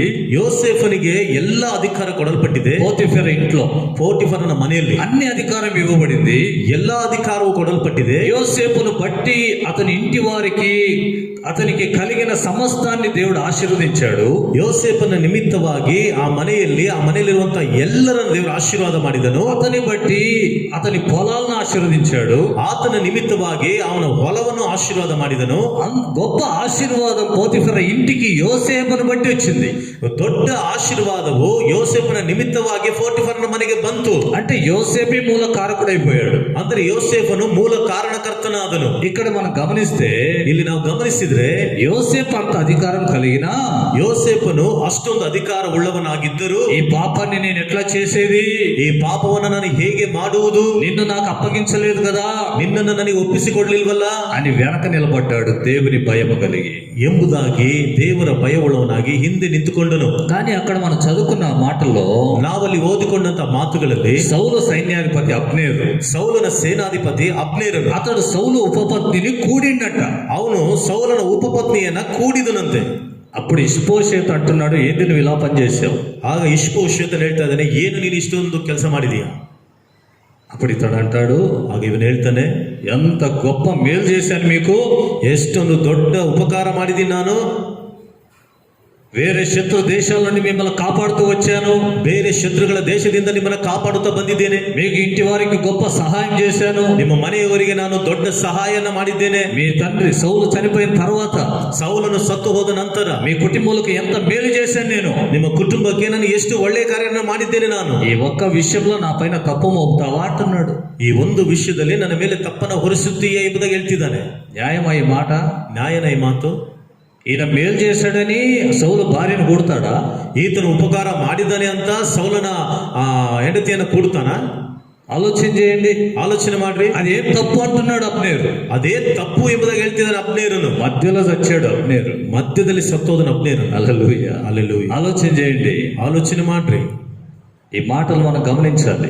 ಈ ಮಾತುಗಳನ್ನ ಗಮನಿಸಬೇಕು. యోసేపు ఎంత దేవుని భయము కలిగి జ్ఞానము కలిగి ప్రవర్తించాడు. ಯೋಸೇಫನು ಎಷ್ಟೊಂದು ದೇವರ ಭಯವುಳ್ಳವನಾಗಿಯೂ ಜ್ಞಾನವುಳ್ಳವನಾಗಿಯೂ ನಡೆದುಕೊಳ್ತಿದ್ದಾನೆ. అతనికి అధికారం ఉంది, ಆತನಿಗೆ ಅಧಿಕಾರ ಇದೆ. అయినా అతను చెప్పిన మాట ఏంటంటే, ಆದರೂ ಅವನು ಹೇಳಿದಂತ ಮಾತು ಏನಂದ್ರೆ 9వ వాక్యంలో, 9ನೇ ವಾಕ್ಯದಲ್ಲಿ, నీవు అతని భార్య అయినందువలన ನೀನು ಆತನಿಗೆ ಹೆಂಡತಿಯಾದ ಕಾರಣದಿಂದ నిన్ను తప్ప అంతా కూడా నాకు అప్పగించాడు. ನಿನ್ನನ್ನು ಹೊರತಾಗಿ ಎಲ್ಲವನ್ನ ನನ್ನ ಸ್ವಾಧೀನ ಮಾಡಿದ್ದಾನೆ. నిన్ను నాకు అప్పగించలేదే, ನಿನ್ನನ್ನು ನನಗೆ ಒಪ್ಪಿಸಿಕೊಡ್ಲಿಲ್ವಲ್ಲ, నీ పైన అధికారం నాకు లేదు. ನಿನ್ನ ಮೇಲೆ ಅಧಿಕಾರ ನನಗಿಲ್ಲ. కాబట్టి ఇంత ఘోరమైన దుష్కార్యం ಆದ ಕಾರಣ ಇಷ್ಟೊಂದು ಘೋರವಾದ ದುಷ್ಕಾರ್ಯವನ್ನ నేను ఎట్లు చేసేది? ನಾನು ಹೇಗೆ ಮಾಡಲಿ? దేవునికి విరోధంగా నేను ఎలా చేసేది? ದೇವರಿಗೆ ವಿರೋಧವಾಗಿ ನಾನು ಹಿಂಗೆ ಮಾಡ್ಲಿ? ఆలోచన చేయండి. ಆಲೋಚನೆ ಮಾಡ್ರಿ. అతడు ఇశ్రాయేలీయుడే, ಆತನು ಇಸ್ರಾಯೇಲನೇ, కానీ స్వదేశంలో లేడు. ಆದ್ರೆ ಸ್ವದೇಶದಲ್ಲಿ ಇಲ್ಲ, బయట దేశంలో ఉన్నాడు. ಹೊರಗಡೆ ದೇಶದಲ್ಲಿದ್ದಾನೆ. అక్కడ ఇది పెద్ద పాపం కాదు. ఇది ಅಲ್ಲಿ ಇದು ಒಂದು ದೊಡ್ಡ ಪಾಪವಲ್ಲ. ఐగుప్తు దేశంలో అది పెద్ద పాపం కాదు. ಐಗುಪ್ತು ದೇಶದಲ್ಲಿ ಅದೊಂದು ದೊಡ್ಡ ಪಾಪವೇನಲ್ಲ. అక్కడ ఆచారాల బట్టి ఇది పెద్ద పాపం కాదు. ಅಲ್ಲಿ ಆಚಾರಗಳ ದೆಸೆಯಿಂದ ಇದೇನು ದೊಡ್ಡ ಪಾಪವಲ್ಲ. అని యోసేపు అనుకోలేదు. ಆದ್ರೆ ಯೋಸೇಫನು ಅಂದುಕೊಳ್ಳಲಿಲ್ಲ. అలాగే ಹಾಗೆಯೇ తండ్రి ఇంటి వారు అక్కడ లేరు, ತಂದೆ ಮನೆಯವರಲ್ಲಿಲ್ಲ. అక్కడ ఇతని గురించి ఇతని భక్తిని గురించి ఆలోచించే వాళ్ళు లేరు. ಆತನ ವಿಷಯವಾಗ್ಲಿ ಆತನ ಭಕ್ತಿ ವಿಷಯವಾಗ್ಲಿ ಆಲೋಚನೆ ಮಾಡುವಂತವ್ರು ಯಾರು ಇಲ್ಲ ಅಲ್ಲಿ. ఇతడు ఏమి తప్పు చేసినా, ఓ యోసేపు ఫలాన్ని చేసిండంట అని అనుకునే వాళ్ళు లేరు.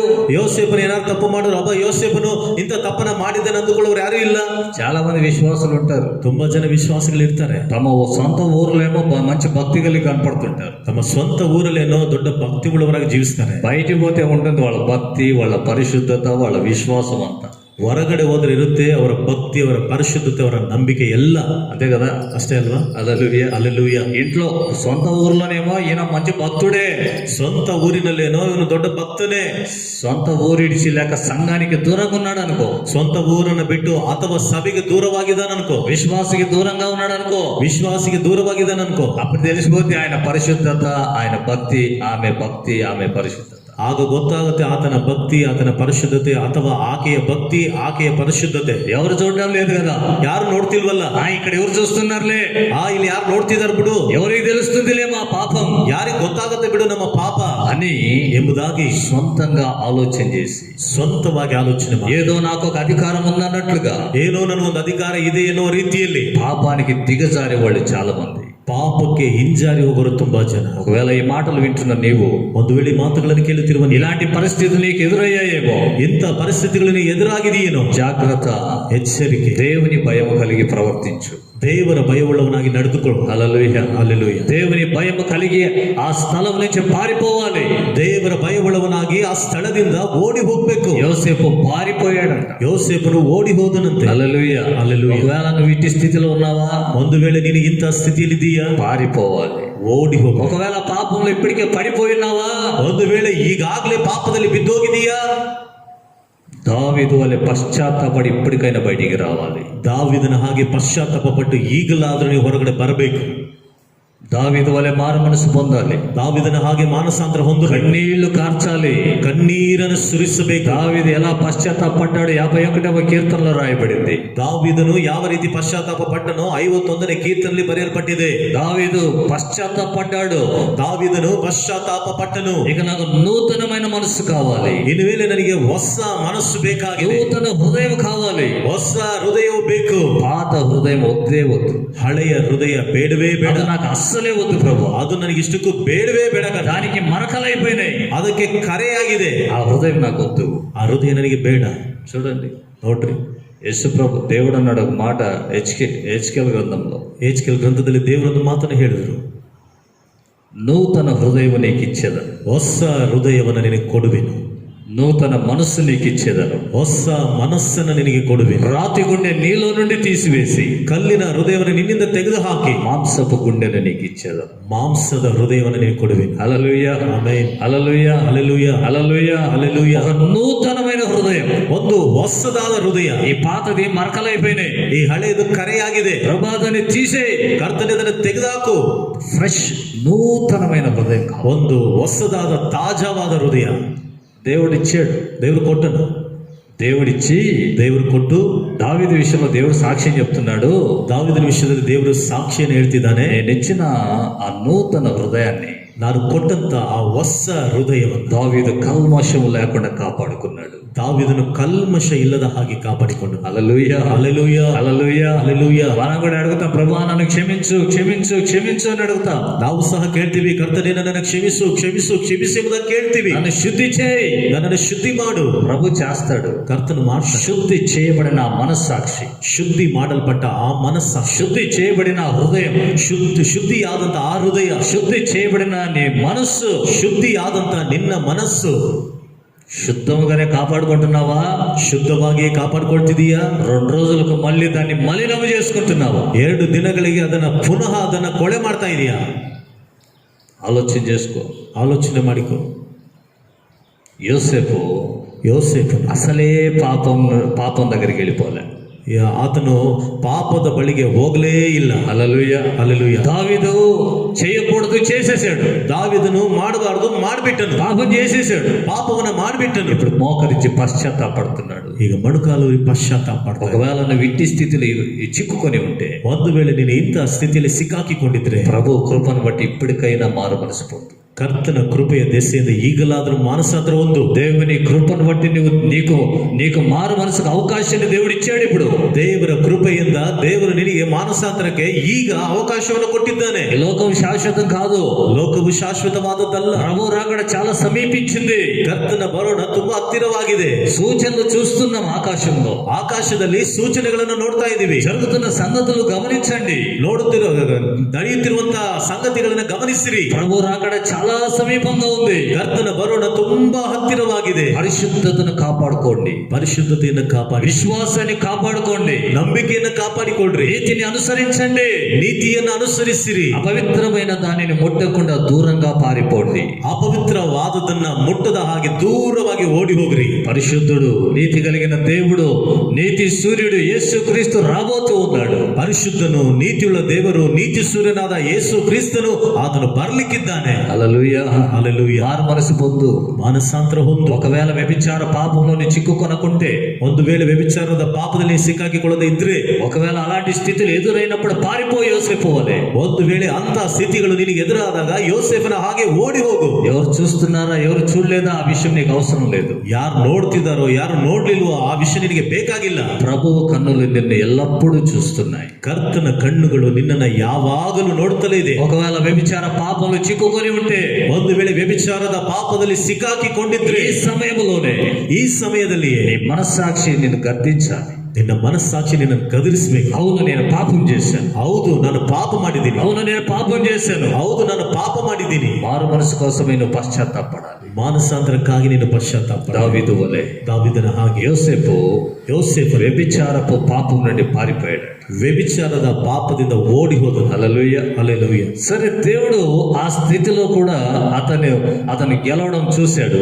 ಸರಿ, ದೇವರು ಆ ಸ್ಥಿತಿಯಲ್ಲೂ ಸಹ ಅವನು ಗೆಲ್ಲುವುದನ್ನು ದೇವರು ನೋಡಿದ್ರು. ఇప్పుడు దేవుడు ఏం చేశాడంటే, ಈಗ ದೇವರು ಏನ್ ಮಾಡಿದ್ದಾರೆ? అతన్ని తీసుకుపోయి 20వ వచనం, 20ನೇ ವಚನ, 39వ అధ్యాయము 20వ వాక్యం, 39ನೇ ಅಧ್ಯಾಯ 20ನೇ ವಚನ. యోసేఫన దనియు అతనిని పట్టుకొని రాజు ఖైదీలు బంధింపబడి చెరసాలలో వేయించెను. ಆತನನ್ನು ಹಿಡಿದುಕೊಂಡು ಸೆರೆಮನೆಯಲ್ಲಿ ಹಾಕಿಸಿದನು. హల్లెలూయా. ಹಲ್ಲೆಲೂಯಾ. హల్లెలూయా. ಹಲ್ಲೆಲೂಯಾ. చెరసాల్లో వేయబడ్డాడు యోసేపు. ಯೋಸೇಫನು ಸೆರೆಮನೆಯಲ್ಲಿ ಹಾಕಲ್ಪಟ್ಟನು. చెరసాల్లో పడిపోయాడు యోసేపు. ಸೆರೆಮನೆಯಲ್ಲಿ ಬಿದ್ದೋಗಿದನು ಯೋಸೇಫನಿಗೆ. దేవుడు అతని చెరసాల్లో పెట్టించాడు. ದೇವರು ಅವನನ್ನು ಸೆರೆ ಮನೆಯಲ್ಲಿ ಇಡಿಸಿದನು. అయినా కూడా దేవునికి స్తోత్రం అనుకొని యోసేపు జీవించాడు.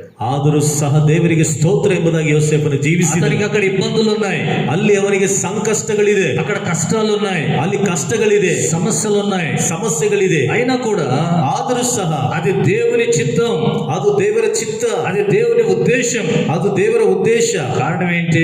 ಕಾರಣವೇನು? ఎందుకు అతన్ని చెరసాల వేశారు? ಯಾತಕ್ಕಾಗಿ ಅವನನ್ನು ಸೆರೆಮನೆಗೆ ಹಾಕಿದ್ರು? అన్నగారి నుండి ఎందుకు దూరం కావాలి? ಅಣ್ಣಂದರಿಂದ ಯಾತಕ್ಕಾಗಿ ದೂರವಾಗಬೇಕು? పోతిఫెర ఇంట్లో ఎలా డెవలప్ అయ్యాడు? ಪೋಟಿಫರ್ನ ಮನೆಯಲ್ಲಿ ಯಾವ ರೀತಿ ಅಭಿವೃದ್ಧಿ ಆದನು? ఆయన అక్కడ ఒక సమస్య ఎదురైంది. ಆದರೂ ಅಲ್ಲಿ ಒಂದು ಸಮಸ್ಯೆ ಎದುರಾಯಿತು. ఎందుకు అది ఎదురైంది? ಯಾತಕ್ಕದು ಎದುರಾಯಿತು? అక్కడి నుంచి వెళ్ళిపోయిన తర్వాత చెరసాల ఎందుకు పడ్డాడు? ಅಲ್ಲಿಂದ ಹೊರಟು ಹೋದ ನಂತರ ಸೆರೆಮನೆಯಲ್ಲಿ ಯಾತಕ್ಕೆ ಹಾಕಲ್ಪಟ್ಟನು? ఎందుకు ಯಾತಕ್ಕೆ అని మన వాక్యంలో చదివితే, ಎಂಬುದಾಗಿ ನಾವು ವಾಕ್ಯದಲ್ಲಿ ಓದಿದರೆ, కీర్తనలు 105వ కీర్తన, ಕೀರ್ತನೆಗಳು 105ನೇ ಕೀರ್ತನೆ 17వ వాక్యం, 17ನೇ ವಚನ అక్కడ రాయబడింది, ಅಲ್ಲಿ ಬರೆಯಲ್ಪಟ್ಟಿದೆ, వారి కంటే ముందుగా ఆయన ఒకనిని పంపెను. ಅವರಿಗಿಂತ ಮುಂದಾಗಿ ಆತನು ಒಬ್ಬನನ್ನು ಕಳುಹಿಸಿದನು. యోసేపు దాసుడుగా అమ్మబడెను. ಯೋಸೇಫನು ದಾಸತ್ವಕ್ಕೆ ಮಾರಲ್ಪಟ್ಟನು. యోసేపును దేవుడు ముందుగా పంపించాడు అని రాయబడింది. ಯೋಸೇಫನನ್ನ ದೇವರು ಮುಂಚಿತವಾಗಿ ಕಳುಹಿಸಿದ್ದಾನೆ ಎಂದು ಬರೆಯಲ್ಪಟ್ಟಿದೆ. యోసేపును దేవుడు ఐగుప్తు దేశానికి పంపించాలని ఉద్దేశం కలిగి ఉన్నాడు. ಯೋಸೇಫನನ್ನ ದೇವರು ಐಗುಪ್ತ ದೇಶಕ್ಕೆ ಕಳಿಸಬೇಕೆಂದು ಉದ್ದೇಶಗಳವನಾಗಿದ್ದನು. ఇప్పుడు యోసేపును ఐగుప్తు దేశంలో నియమించాలంటే, ಈಗ ಯೋಸೇಫನನ್ನ ಐಗುಪ್ತ ದೇಶದಲ್ಲಿ ನೇಮಿಸಬೇಕೆಂದ್ರೆ ఈ 3 స్థితుల నుండి అతడు బయటికి రావాలి. ಈ 3 ಸ್ಥಿತಿಗಳಿಂದ ಅವನು ಹೊರಗಡೆ ಬರಬೇಕು. ఒకటి, అన్నగారి నుండి బయటికి రావాలి. ಒಂದು ಅಣ್ಣಂದರಿಂದ ಹೊರಗಡೆ ಬರಬೇಕು. అన్నగారి నుండి బయటికి రావాలంటే అన్నల ప్రేమ ఇతనికి దూరమైపోవాలి. ಅಣ್ಣಂದರಿಂದ ಇವನು ಹೊರಗಡೆ ಬರಬೇಕಂದ್ರೆ ಅಣ್ಣಂದಿರ ಪ್ರೀತಿಯಿಂದ ಇವನು ದೂರವಾಗಬೇಕು. అన్నల ప్రేమ దూరమైపోవాలి. ಅಣ್ಣಂದಿರ ಪ್ರೀತಿ ದೂರವಾಗಬೇಕು. సరే, అక్కడి నుంచి ముందుకు వచ్చాడు. ಸರಿ, ಅಲ್ಲಿಂದ ಮುಂದೆ ಬಂದನು. అతనికి ఐశ్వర్యం కలిగింది. ಆತನಿಗೆ ಐಶ್ವರ್ಯ ಉಂಟಾಯಿತು. అతనికి సమస్త అధికారం వచ్చింది. ಆತನಿಗೆ ಎಲ್ಲ ಅಧಿಕಾರವೂ ಬಂತು. అన్ని కూడా పోతిఫెరై, ಎಲ್ಲವೂ ಸಹ ಪೋಟಿಫರ್ನದೇ. అయినా కూడా అధికారం ఇతంది. ಆದರೂ ಸಹ ಅಧಿಕಾರ ಈತನದೇ. ఏదైనా చేయొచ్చు, ಏನಾದ್ರೂ ಮಾಡಬಹುದು. అలాంటి స్థితిలో ಅಂತ ಸ್ಥಿತಿಯಲ್ಲಿ ఇతడు దేవుని భయం కలిగి జీవిస్తాడా? ಇದನ್ನು ದೇವರ ಭಯವುಳ್ಳವನಾಗಿ ಜೀವಿಸುತ್ತಾನಾ? దేవుడు పరిశోధించాడంట. ದೇವರು ಪರಿಶೋಧಿಸುವುದನಂತೆ. హల్లెలూయా. హల్లెలూయా. 18వ వచనంలో, 18ನೇ ವಚನದಲ್ಲಿ, వారు సంకెళ్ల చేత అతనిని నొప్పించిరి, అతని కాళ్ళు నొప్పించిరి. ಅವರು ಸರಪಣಿಗಳಿಂದ ಅವನ ಕಾಲುಗಳನ್ನು ನೋಯಿಸಿದ್ರು. కాళ్ళు నొప్పులు వచ్చేసినాయి. ಕಾಲುಗಳು ನೋವು ಬಂದ್ಬಿಟ್ಟು సంవత్సరాల తరబడి అక్కడ ఉన్నాడు. ವರ್ಷಾನುಗಟ್ಟಲೆ ಅಲ್ಲಿ ಬಿದ್ದಿದ್ದಾನೆ. గమనించండి, ಗಮನಿಸಿರಿ, ఐగుప్తు సంఖ్యలు అతన్ని బాధించింది. ಐಗುಪ್ತದ ಒಂದು ಸರಪಣಿಗಳು ಅವನನ್ನು ಬಾಧಿಸಿತು. ఇనుము అతని ప్రాణమును బాధించెను. ಕಬ್ಬಿಣವು ಅವನ ಪ್ರಾಣವನ್ನ ಬಾಧಿಸಿತು. ఆ నలిగిపోతూ ఉన్నాడు, ಜಜ್ಜಲ್ಪಡ್ತಾ ಇದ್ದಾನೆ, కుంగిపోతూ ఉన్నాడు. ಕುಗ್ಗಿ ಹೋಗ್ತಾ ಇದ್ದಾನೆ. అయినా ಆದರೂ దేవుని భయం విడిచిపెట్టలేదు. ದೇವರ ಭಯವನ್ನು ಬಿಟ್ಟು ಬಿಡಲಿಲ್ಲ. దేవుడు నాకేదో ఒక ఉద్దేశం, దేవుడు నా పట్ల ఏదో ఉద్దేశం కలిగి ఉన్నాడు ದೇವರು ನನ್ನ ವಿಷಯದಲ್ಲಿ ಯಾವುದೋ ಒಂದು ಉದ್ದೇಶವುಳ್ಳವನಾಗಿದ್ದಾನೆ అని దేవుని సన్నిధిలో దేవుని సహవాసంలో జీవిస్తూ ఉన్నాడు ಎಂಬುದಾಗಿ ಆತನು ದೇವರ ಸಹವಾಸದಲ್ಲಿ ಜೀವಿಸುತ್ತಿದ್ದಾನೆ. 19వ వాక్యంలో 19ನೇ ವಾಕ್ಯದಲ್ಲಿ అతడు చెప్పిన సంగతి నెరవేరు వరకు, ಆತನು ಹೇಳಿದ ಮಾತು ನೆರವೇರುವ ತನಕ, అంటే యోసేపు చెప్పిన కళ నెరవేరు వరకు, ಅಂದರೆ ಯೋಸೇಫನು ಹೇಳಿದ ಕನಸು ನೆರವೇರುವ ತನಕ యెహోవా వాక్కు అతని పరిశోధించుచుండెను. ಯೆಹೋವನ ವಾಕ್ಯವು ಆತನನ್ನು ಪರಿಶೋಧಿಸುತ್ತಾ ಇತ್ತು. నిన్ను పరిశోధిస్తున్నాడు దేవుడు. ನಿನ್ನನ್ನು ಪರಿಶೋಧಿಸುತ್ತಿದ್ದಾನೆ ದೇವರು. పరిశోధించబడిన మీదట ಪರಿಶೋಧಿಸಲ್ಪಟ್ಟ ಮೇಲೆ శుద్ధమైన సువర్ణంగా మారిపోతా. ಶುದ್ಧವಾದ ಸುವರ್ಣವಾಗಿ ಮಾರ್ಪಡ್ತಿ. హల్లెలూయా, హల్లెలూయా, హల్లెలూయా, హల్లెలూయా. ఐగుప్తు దేశంలో నేను అధికారిగా చేస్తే, ಐಗುಪ್ತ ದೇಶದಲ್ಲಿ ನಿನ್ನನ್ನ ದೇವರ ಅಧಿಕಾರಿಯಾಗಿ ಮಾಡಿದ್ರೆ ఒకవేళ నువ్వు ఎలా ప్రవర్తిస్తావు, ಒಂದು ವೇಳೆ ನೀನು ಯಾವ ರೀತಿ ನಡೆದುಕೊಳ್ತೀಯ, అది పోతిఫెర ఇంట్లో దేవుడు యోసేపును పరీక్షించాడు. ಆದ್ದರಿಂದ ದೇವರು ಪೋಟಿಫರನ ಮನೆಯಲ್ಲಿ ಆ ಯೋಸೇಫನನ್ನ ಪರೀಕ್ಷಿಸಿದನು. హల్లెలూయా, హల్లెలూయా. వ్యభిచార పాపంలో పడిపోతాడా? ವ್ಯಭಿಚಾರದ ಪಾಪದಲ್ಲಿ ಬಿದ್ದೋಗ್ತಾನ? అధికారం ఉందని స్త్రీల వెంబడి పడతాడా? ಅಧಿಕಾರದಿಂದ ಅವನು ಸ್ತ್ರೀಯರಿಂದ ಬೀಳ್ತಾನ? ఆలోచన చేయండి. ಆಲೋಚನೆ ಮಾಡಿ. దేవుడు పరీక్షించాడు. ದೇವರು ಪರೀಕ್ಷಿಸಿದನು. ఇక్కడ నమ్మకస్తుడు ఇతను. ಇಲ್ಲಿ ಆತನು ನಂಬಿಗಸ್ತನು. హల్లెలూయా, హల్లెలూయా. ఇప్పుడు దేవుడు అనుకున్నాడు, ಈಗ ದೇವರು ಅಂದುಕೊಂಡನು, ఐగుప్తు దేశంలో ఇతని నాయకుడిగా పెట్టడానికి ఇతడు అర్హత కలిగిన వాడు. ಐಗುಪ್ತ ದೇಶದಲ್ಲಿ ಇವನನ್ನ ನಾಯಕನಾಗಿ ನಿಲ್ಲಿಸುವುದಕ್ಕೆ ಈತನ ಅರ್ಹತೆ ಉಳ್ಳವನು. ఆమేన్, ಆಮೇಲೆ హల్లెలూయా. ఒక అర్హత కలిగిన వ్యక్తి ಒಂದು ಅರ್ಹತೆ ಉಳ್ಳಂತ ವ್ಯಕ್ತಿ ఒకవేళ పరీక్ష లేకుండా పెడితే, ಒಂದು ವೇಳೆ ಪರೀಕ್ಷೆ ಇಲ್ಲದೆ ಇಟ್ಟರೆ అతడు స్త్రీలను చూసి స్త్రీల వెంబడి పడతాడు. ಅವನು ಸ್ತ್ರೀಯರನ್ನು ನೋಡಿ ಸ್ತ್ರೀಯರಿಂದ ಹೋಗ್ತಾನೇನು? నాకు అధికారం ఉంది, ನನಗೆ ಅಧಿಕಾರ ಇದೆ, ఎంతమంది అయినా చేసుకోవచ్చు, ಎಷ್ಟು ಜನರನ್ನಾದ್ರೂ ಮಾಡ್ಕೋಬಹುದು, ఎంతమంది అయినా ఉంచుకోవచ్చు. ಎಷ್ಟು ಜನರಾದ್ರೂ ಇಟ್ಕೊಳ್ಬಹುದು. సొలొమోనికి ఎంతమంది భార్యలు? ಸೊಲೊಮೋನನಿಗೆ ಎಷ್ಟು ಜನ ಹೆಂಡತಿಯರು? 700 మంది భార్యలు, 700 ಮಂದಿ ಹೆಂಡತಿಯರು, 300 మంది ఉపపత్నులు. 300 ಜನ ಉಪಪತ್ನಿಯರು. తన ఇష్టం. ಅವನ ಇಷ್ಟ. దేశంలో దేశాలు తిరిగి ఆడవాళ్ళని తెచ్చి పెట్టుకున్నాడు ఇంట్లో. ದೇಶಗಳನ್ನು ಸುತ್ತಾಡಿ ಹೆಂಗಸರನ್ನ ತಂದಿಟ್ಕೊಂಡ. ఎందుకంటే రాజు అధికారం ఉంది. ಯಾಕೆಂದ್ರೆ ಅವನ ಅರಸನು ಅಧಿಕಾರ ಇದೆ. ఇప్పుడు యోసేపును ఫరో అంతటి వానిగా చేయాలనుకున్నాడు దేవుడు. ಈಗ ಯೋಸೇಫನನ್ನ ಫರೋವನಷ್ಟರ ಮಟ್ಟಿಗೆ ಮಾಡಬೇಕೆಂಬುದಾಗಿ ದೇವರು ಅಂದುಕೊಂಡನು. ప్రజలంతా తన వశంలో ఉంటారు. ಜನರೆಲ್ಲರೂ ಅವನ ವಶದಲ್ಲಿರ್ತಾರೆ. అందమైన వాళ్ళని చూసి ఏరి కోరి పెట్టుకుంటాడా? ಸೌಂದರ್ಯವಾಗಿರೋರನ್ನ ನೋಡಿ ಆರಿಸಿಕೊಂಡು ಏನಾದ್ರು ಇಟ್ಕೊಳ್ತಾನ? అలాంటి స్వభావం ఉందా? ಅಂತ ಸ್ವಭಾವ ಇದೆಯಾ? పోతిఫెర ఇంట్లో దేవుని వాక్యం అతన్ని పరిశోధించింది. ಪೋಟಿಫರನ ಮನೆಯಲ್ಲಿ ದೇವರ ವಾಕ್ಯವನ್ನು ಪರಿಶೋಧಿಸಿ. హల్లెలూయా, ಹಲ್ಲೆಲೂಯಾ. ఒక సేవకుడు కూడా సేవకుడు కావాలంటే, ಒಬ್ಬ ಸೇವಕನು ಸಹ ಸೇವಕನಾಗಬೇಕಂದ್ರೆ, సంఘంలో విశ్వాసంలో దేవుడు అతనికి అప్పగించాలంటే, ಸಭೆಯಲ್ಲಿ ಆ ವಿಶ್ವಾಸಿಗಳನ್ನ ಆತನಿಗೆ ಒಪ್ಪಿಸಬೇಕಂದ್ರೆ పరిశుద్ధమైన స్వభావం కలిగి ఉండాలి. ಪರಿಶುದ್ಧವಾದ ಸ್ವಭಾವವುಳ್ಳವನಾಗಿರಬೇಕು. విశ్వాసులను బిడ్డల వలె చూసే తండ్రి హృదయం అయి ఉండాలి. ವಿಶ್ವಾಸಿಗಳನ್ನ ಮಕ್ಕಳ ಹಾಗೆ ನೋಡುವಂತ ತಂದೆಯ ಸ್ವಭಾವ ಇರಬೇಕು. అలాంటి వాళ్ళకే దేవుడు అప్పగిస్తాడు. ಅಂತವರಿಗೆ ದೇವರು ಅವನು ಒಪ್ಪಿಸ್ತಾನೆ. హల్లెలూయా, హల్లెలూయా. కామపు కళ్ళు పెట్టుకొని, ಕಾಮದ ಕಣ್ಣುಗಳನ್ನು ಇಟ್ಕೊಂಡು, లోపల చెడు అభిప్రాయాలు పెట్టుకొని, ಒಳಗಡೆ ಕೆಟ್ಟ ಅಭಿಪ್ರಾಯಗಳನ್ನು ಇಟ್ಕೊಂಡು, వ్యభిచారపు తలంపులు కలిగి ವ್ಯಭಿಚಾರದ ಆಲೋಚನೆ ಉಳ್ಳವರಾಗಿ జీవించే వాడికి దేవుడు ఆత్మలు అప్పగించాడు. ಜೀವಿಸುವಂತವರಿಗೆ ದೇವರು ಆತ್ಮಗಳನ್ನು ಒಪ್ಪಿಸುವುದಿಲ್ಲ. ఎందుకంటే ఆత్మలు క్రీస్తు సంఘం. ಯಾಕೆಂದ್ರೆ ಆತ್ಮಗಳು ಕ್ರಿಸ್ತನ ಸಭೆ. క్రీస్తు విలువ పెట్టి కొనబడిన సంఘం వాడు. ಕ್ರಿಸ್ತನು ಬೆಲೆ ಕೊಟ್ಟು ಕೊಂಡುಕೊಂಡಂತ ಸಭೆ ಅದು. హల్లెలూయా, హల్లెలూయా, హల్లెలూయా, హల్లెలూయా. కాబట్టి ಆದ್ದರಿಂದ యోసేపును దేవుడు పరిశోధించాడంట. ಯೋಸೇಫನನ್ನ ದೇವರು ಪರಿಶೋಧಿಸಿದನಂತೆ. పరిశోధించబడిన తర్వాత, ಪರಿಶೋಧಿಸಲ್ಪಟ್ಟ ನಂತರ అతను ఏం చేశాడు? ಆತನನ್ನು ಏನು ಮಾಡಿದ? 21వ వచనం, 21ನೇ ವಚನ. ఇష్ట ప్రకారముగా ಇಷ್ಟದ ಪ್ರಕಾರವಾಗಿ 20వ వచనం. ಸ- రాజు వర్తమానము పంపి అతన్ని విడిపించెను. ಅರಸನು ಸಂದೇಶವನ್ನು ಕಳಿಸಿ ಅವನನ್ನು ಬಿಡಿಸಿದನು. ప్రజలను ఏలినవాడు అతనిని విడుదల చేసెను. ಜನರನ್ನ ಆಳ್ವಿಕೆ ಮಾಡಿದಂತವನನ್ನ ಬಿಡುಗಡೆ ಮಾಡಿದನು. తన ఇష్ట ప్రకారంగా అతడు తన అధిపతులను ఏలుటకును, ತನ್ನ ಇಷ್ಟದ ಪ್ರಕಾರವಾಗಿ ಅಧಿಪತಿಗಳನ್ನ ಆಳ್ವಿಕೆ ಮಾಡಲಿಕ್ಕೆ, అంటే ఫరో యొక్క అధిపతుల పైన అధికారిగా నిలబెట్టాలని, ಅಂದರೆ ಫರೋವನ ಅಧಿಪತಿಗಳ ಮೇಲೆ ಅಧಿಕಾರಿಯಾಗಿ ನಿಲ್ಲಿಸಬೇಕೆಂತ, తన పెద్దలకు బుద్ధి చెప్పుటకును, ತನ್ನ ಹಿರಿಯರಿಗೆ ಬುದ್ಧಿಯನ್ನು ಹೇಳಲಿಕ್ಕಾಗಿ, ఫరో ఇంటి పెద్దలు, ఫరో యొక్క అధికారులు, ಫರೋವನ ಒಂದು ಅಧಿಕಾರಿಗಳು, ఫరో దగ్గర పనిచేసే పెద్దలు, ಫರೋವನ ಬಳಿಯಲ್ಲಿ ಕೆಲಸ ಮಾಡುವಂತ ಹಿರಿಯರು, వారికి బుద్ధి చెప్పుటకును, ಅವರಿಗೆ ಬುದ್ಧಿ ಹೇಳುವುದಕ್ಕೂ, తన ఇంటికి యజమానునిగాను, ತನ್ನ ಮನೆಗೆ ಯಜಮಾನನನ್ನಾಗಿಯೂ, తన యావదాస్తికి అధికారిగాను, ತನ್ನ ಎಲ್ಲ ಆಸ್ತಿಗೂ ಅಧಿಕಾರಿಯನ್ನಾಗಿಯೂ అతనిని నియమించెను. ಆತನನ್ನು ನೇಮಿಸಿದನು. హల్లెలూయా. ಹಾಲೆಲೂಯಾ. ఎంత గొప్ప పదవి కోసమై ಇಷ್ಟೊಂದು ದೊಡ್ಡ ಪದವಿಗೋಸ್ಕರವಾಗಿ యోసేపును అక్కడి నుంచి పరిశోధించుకుంటూ వచ్చాడు. ಯೋಸೇಫನನ್ನು ಅಲ್ಲಿಂದ ಪರೀಕ್ಷಿಸಿಕೊಳ್ಳುತ್ತಾ ಬಂದನು. దేవునికి స్తోత్రం. ದೇವರಿಗೆ ಸ್ತೋತ್ರ. హల్లెలూయా. ಹಾಲೆಲೂಯಾ. తగిన కాలమందు దేవుడు హెచ్చించాలని ತಕ್ಕ ಕಾಲದಲ್ಲಿ ದೇವರು ಹೆಚ್ಚಿಸಬೇಕೆಂದು ఒక ఉద్దేశం కలిగి ಒಂದು ಉದ್ದೇಶವುಳ್ಳವನಾಗಿ యోసేపును పరిశోధించుకుంటూ వచ్చాడు. ಯೋಸೇಫನನ್ನ ಪರಿಶೋಧನೆ ಮಾಡುತ್ತಾ ಬಂದನು. ఈ దినం మనం కూడా ಈ ದಿನ ನಮಗೂ ಸಹ మనకున్న స్థితిని చూసి సణుకోకుండా, ನಮಗಿದ್ದಂತ ಸ್ಥಿತಿಯನ್ನು ನೋಡಿ ನಾವು ಗುಣಗುಟ್ಟದೆ, సణుకోకుండా, గొణుక్కోకుండా, ನಾವು ಗುಣಗುಟ್ಟದ ಹಾಗೆ మనకు నియమించిన ఈ స్థితిలో ನಮಗೆ ನೇಮಿಸಲ್ಪಟ್ಟಂತ ಈ ಸ್ಥಿತಿಯಲ್ಲಿ దేవునితో సహవాసం కలిగి ఉండాలి. ದೇವರೊಂದಿಗೆ ಸಹವಾಸವುಳ್ಳವರಾಗಿ, దేవునితో సహవాసం కలిగి ఉండాలి. ದೇವರೊಂದಿಗೆ ಸಹವಾಸವುಳ್ಳವರಾಗಿರಬೇಕು. అన్నముందా దేవునికి స్తోత్రం, ಊಟ ಇದೆಯಾ ದೇವರಿಗೆ ಸ್ತೋತ್ರ, లేకున్నా దేవునికి స్తోత్రం. ಇಲ್ಲದೆ ಇದ್ದರೂ ದೇವರಿಗೆ ಸ್ತೋತ್ರ. హల్లెలూయా. హల్లెలూయా. హల్లెలూయా. హల్లెలూయా.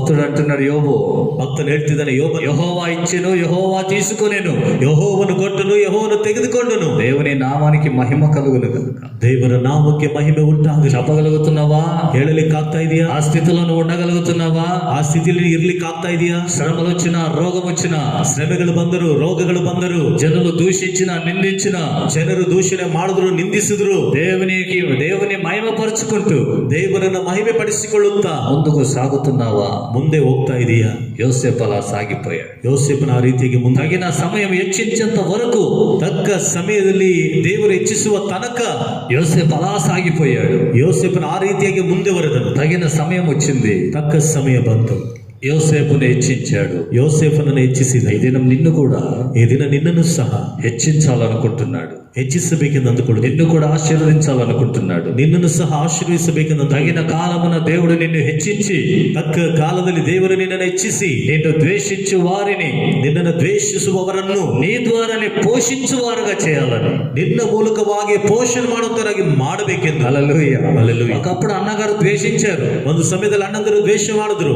ఒకప్పుడు ఆ ఐగుప్తు దేశంలో పోతిఫెర ఇంటి దగ్గర దాసులు వాళ్ళందరూ ద్వేషించారు. ಒಂದು ಸಮಯದಲ್ಲಿ ಐಗುಪ್ತ ದೇಶದಲ್ಲಿ ಪೋಟಿಫರನ ಮನೆಯಲ್ಲಿರುವಂತಹ ದಾಸರು ಎಲ್ಲರೂ ಸಹ ದ್ವೇಷ ಮಾಡಿದ್ರು. చెరసాల్లో కూడా ప్రజలు ద్వేషించారు. ಸೆರೆಮನೆಯಲ್ಲಿ ಸಹ ಜನರು ದ್ವೇಷ ಮಾಡಿದ್ರು. ఛీ, వీడు వ్యభిచారి అన్నారు. ಛೀ, ಇವನು ವ್ಯಭಿಚಾರಿ ಅಂತ ಹೇಳಿ. కానీ పాపం చేయలేదు యోసేపు. ಆದ್ರೆ ಯೋಸೇಫನ ಪಾಪ ಮಾಡ್ಲಿಲ್ಲ. ఒక దినం వచ్చింది, ಒಂದು ದಿನ ಬಂತು. ఎవరైతే ద్వేషించారో ಯಾರಾದ್ರೂ ದ್ವೇಷ ಮಾಡಿದ್ರು, వారందరిని పోషించే పోషకుడిగా, ಅವರೆಲ್ಲರನ್ನ ಪೋಷಣೆ ಮಾಡುವಂತ ಪೋಷಕನಾಗಿ, వారందరిని రక్షించే రక్షకుడుగా ಅವರೆಲ್ಲರನ್ನ ರಕ್ಷಿಸುವಂತ ರಕ್ಷಕನಾಗಿ యోసేపు నియమించబడ్డాడు. ಯೋಸೇಫನು ನೇಮಿಸಲ್ಪಟ್ಟ. అందరూ అతని దగ్గరకు వచ్చి వందనములు చేయాలి. ಎಲ್ಲರೂ ಆತನ ಬಳಿಗೆ ಬಂದು ವಂದನೆಗಳನ್ನ ಮಾಡಬೇಕು. దేవునికి స్తోత్రం. ದೇವರಿಗೆ ಸ್ತೋತ್ರ. దేవుడు పెట్టిన స్థితిలో నువ్వు ఉండగలిగితే, ದೇವರು ಇಟ್ಟಂತ ಸ್ಥಿತಿಯಲ್ಲಿ ನೀನು ಇರುವುದೇ ಆದರೆ ఒక దినము ప్రజలను పోషించే పోషకుడుగా దేవుడు నిన్ను నిలబెడతాడు. ಒಂದು ದಿನ ಜನರನ್ನ ಪೋಷಣೆ ಮಾಡುವಂತ ಪೋಷಕನಾಗಿ ದೇವರು ನಿನ್ನ ನೇಮಿಸುತ್ತಾನೆ. అంతేకాదు, వారిపైన అధికారులుగా నిలబెడతాడు. ಅಷ್ಟು ಮಾತ್ರವೇ ಅಲ್ಲ,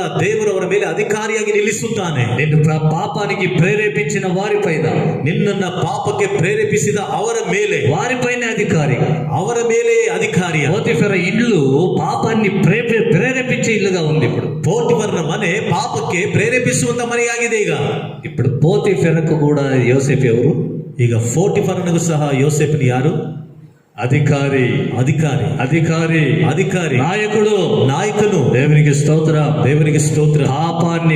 పాపాన్ని పారద్రోలుటకు, ಪಾಪ ಪಾಪವನ್ನ ಓಡಿಸಿ ಬಿಡುವುದಕ್ಕೆ, పాపం పైన అధికారం చేయుటకు, ಪಾಪದ ಮೇಲೆ ಅಧಿಕಾರವನ್ನು ಮಾಡುವುದಕ್ಕೆ, పాపాన్ని అణిచివేయుటకు ಪಾಪವನ್ನ ಅಡಗಿಸಿ ಬಿಡುವುದಕ್ಕೆ గొప్ప అధికారిగా యోసేపు నిలబడ్డాడు. ಒಂದು ದೊಡ್ಡ ಅಧಿಕಾರಿಯಾಗಿ ಯೋಸೇಫನ್ನು ನಿಂತುಕೊಂಡನು. మూడోదిగా ಮೂರನೇದಾಗಿ చెరసాలలో వేసిన పెద్దలు ಸೆರೆಮನೆಯಲ್ಲಿ ಹಾಕಲ್ಪಟ್ಟಂತ ಹಿರಿಯರು డిసైడ్ చేశారు. ಹಿರಿಯರು ತೀರ್ಮಾನ ಮಾಡಿದ್ರು. ఎవరు పెద్దలు పోతిఫెర కూడా పెద్ద. ಪೋಟಿಫರನು ಸಹ ಹಿರಿಯನೇ. పెద్ద అంటే పెద్దోడని, మళ్ళా పెద్ద అంటే బుద్ధి లేనోడని కాదు. పెద్ద అంటే బుద్ధి ಇಲ್ದನಲ್ಲ, పెద్ద ಅಂದ್ರೆ ಹಿರಿಯನಂತ.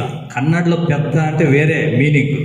ಕನ್ನಡದಲ್ಲಿ పెద్ద ಅಂದ್ರೆ ಅದಕ್ಕೆ ಒಂದು ಅರ್ಥ ಬೇರೆ. తెలుగులో పెద్ద అంటే కన్నడలో పెద్దోడు గొప్పోడని.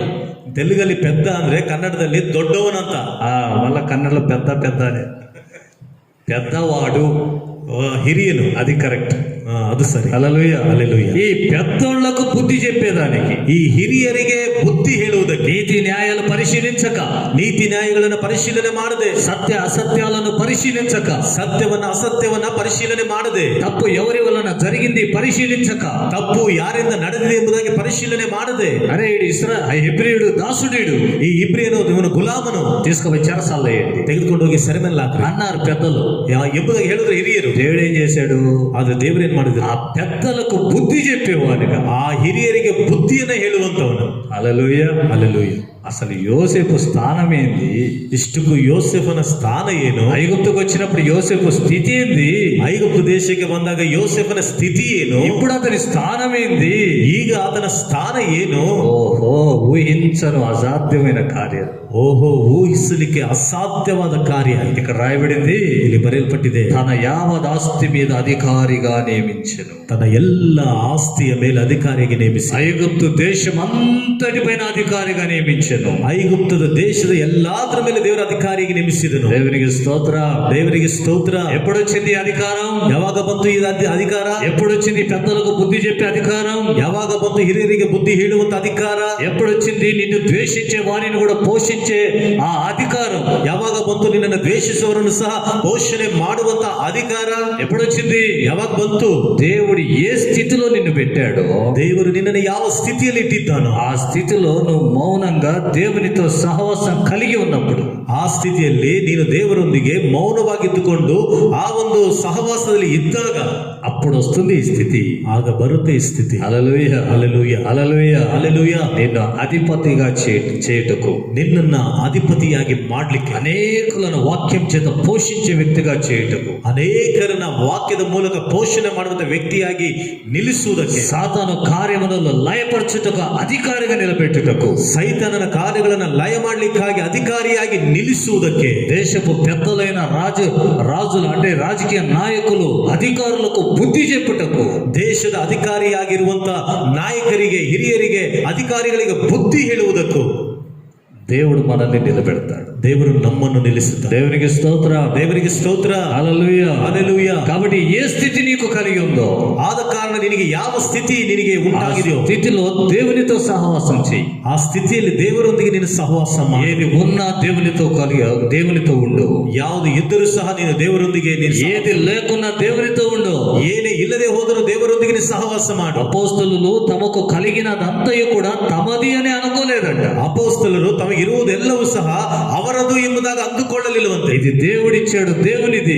ಇದು ದೇವರು ಕೊಟ್ಟನು, ಇದು ದೇವರದು. మాకు రక్షణ ఇచ్చాడు, మేము దేవుని కోసం. ನಮಗೆ ರಕ್ಷಣೆಯನ್ನು ಕೊಟ್ಟಿದ್ದಾರೆ, ಇದು ನಾವು ದೇವರಿಗೋಸ್ಕರ. ప్రాణాలు ఇచ్చుటకు సిద్ధపడ్డారు. ಪ್ರಾಣಗಳನ್ನು ಸಹ ಕೊಡ್ಲಿಕ್ಕೆ ಸಿದ್ಧರ. దేవునికి మహిమ కలుగును గాక. ದೇವರಿಗೆ ಮಹಿಮೆ ಉಂಟಾ. ప్రియమైన సహోదరి సహోదరుడా, ಪ್ರೀತಿಯ ಸಹೋದರ ಸಹೋದರಿ, ఈ స్థితిలో, ಈ ಸ್ಥಿತಿ, నీకు నియమించబడిన స్థితిలో ನಿನಗೆ ನೇಮಿಸಲ್ಪಟ್ಟಂತ ಸ್ಥಿತಿ, సణిగి గొణిగి దేవునికి దూరం అవుతున్నావా?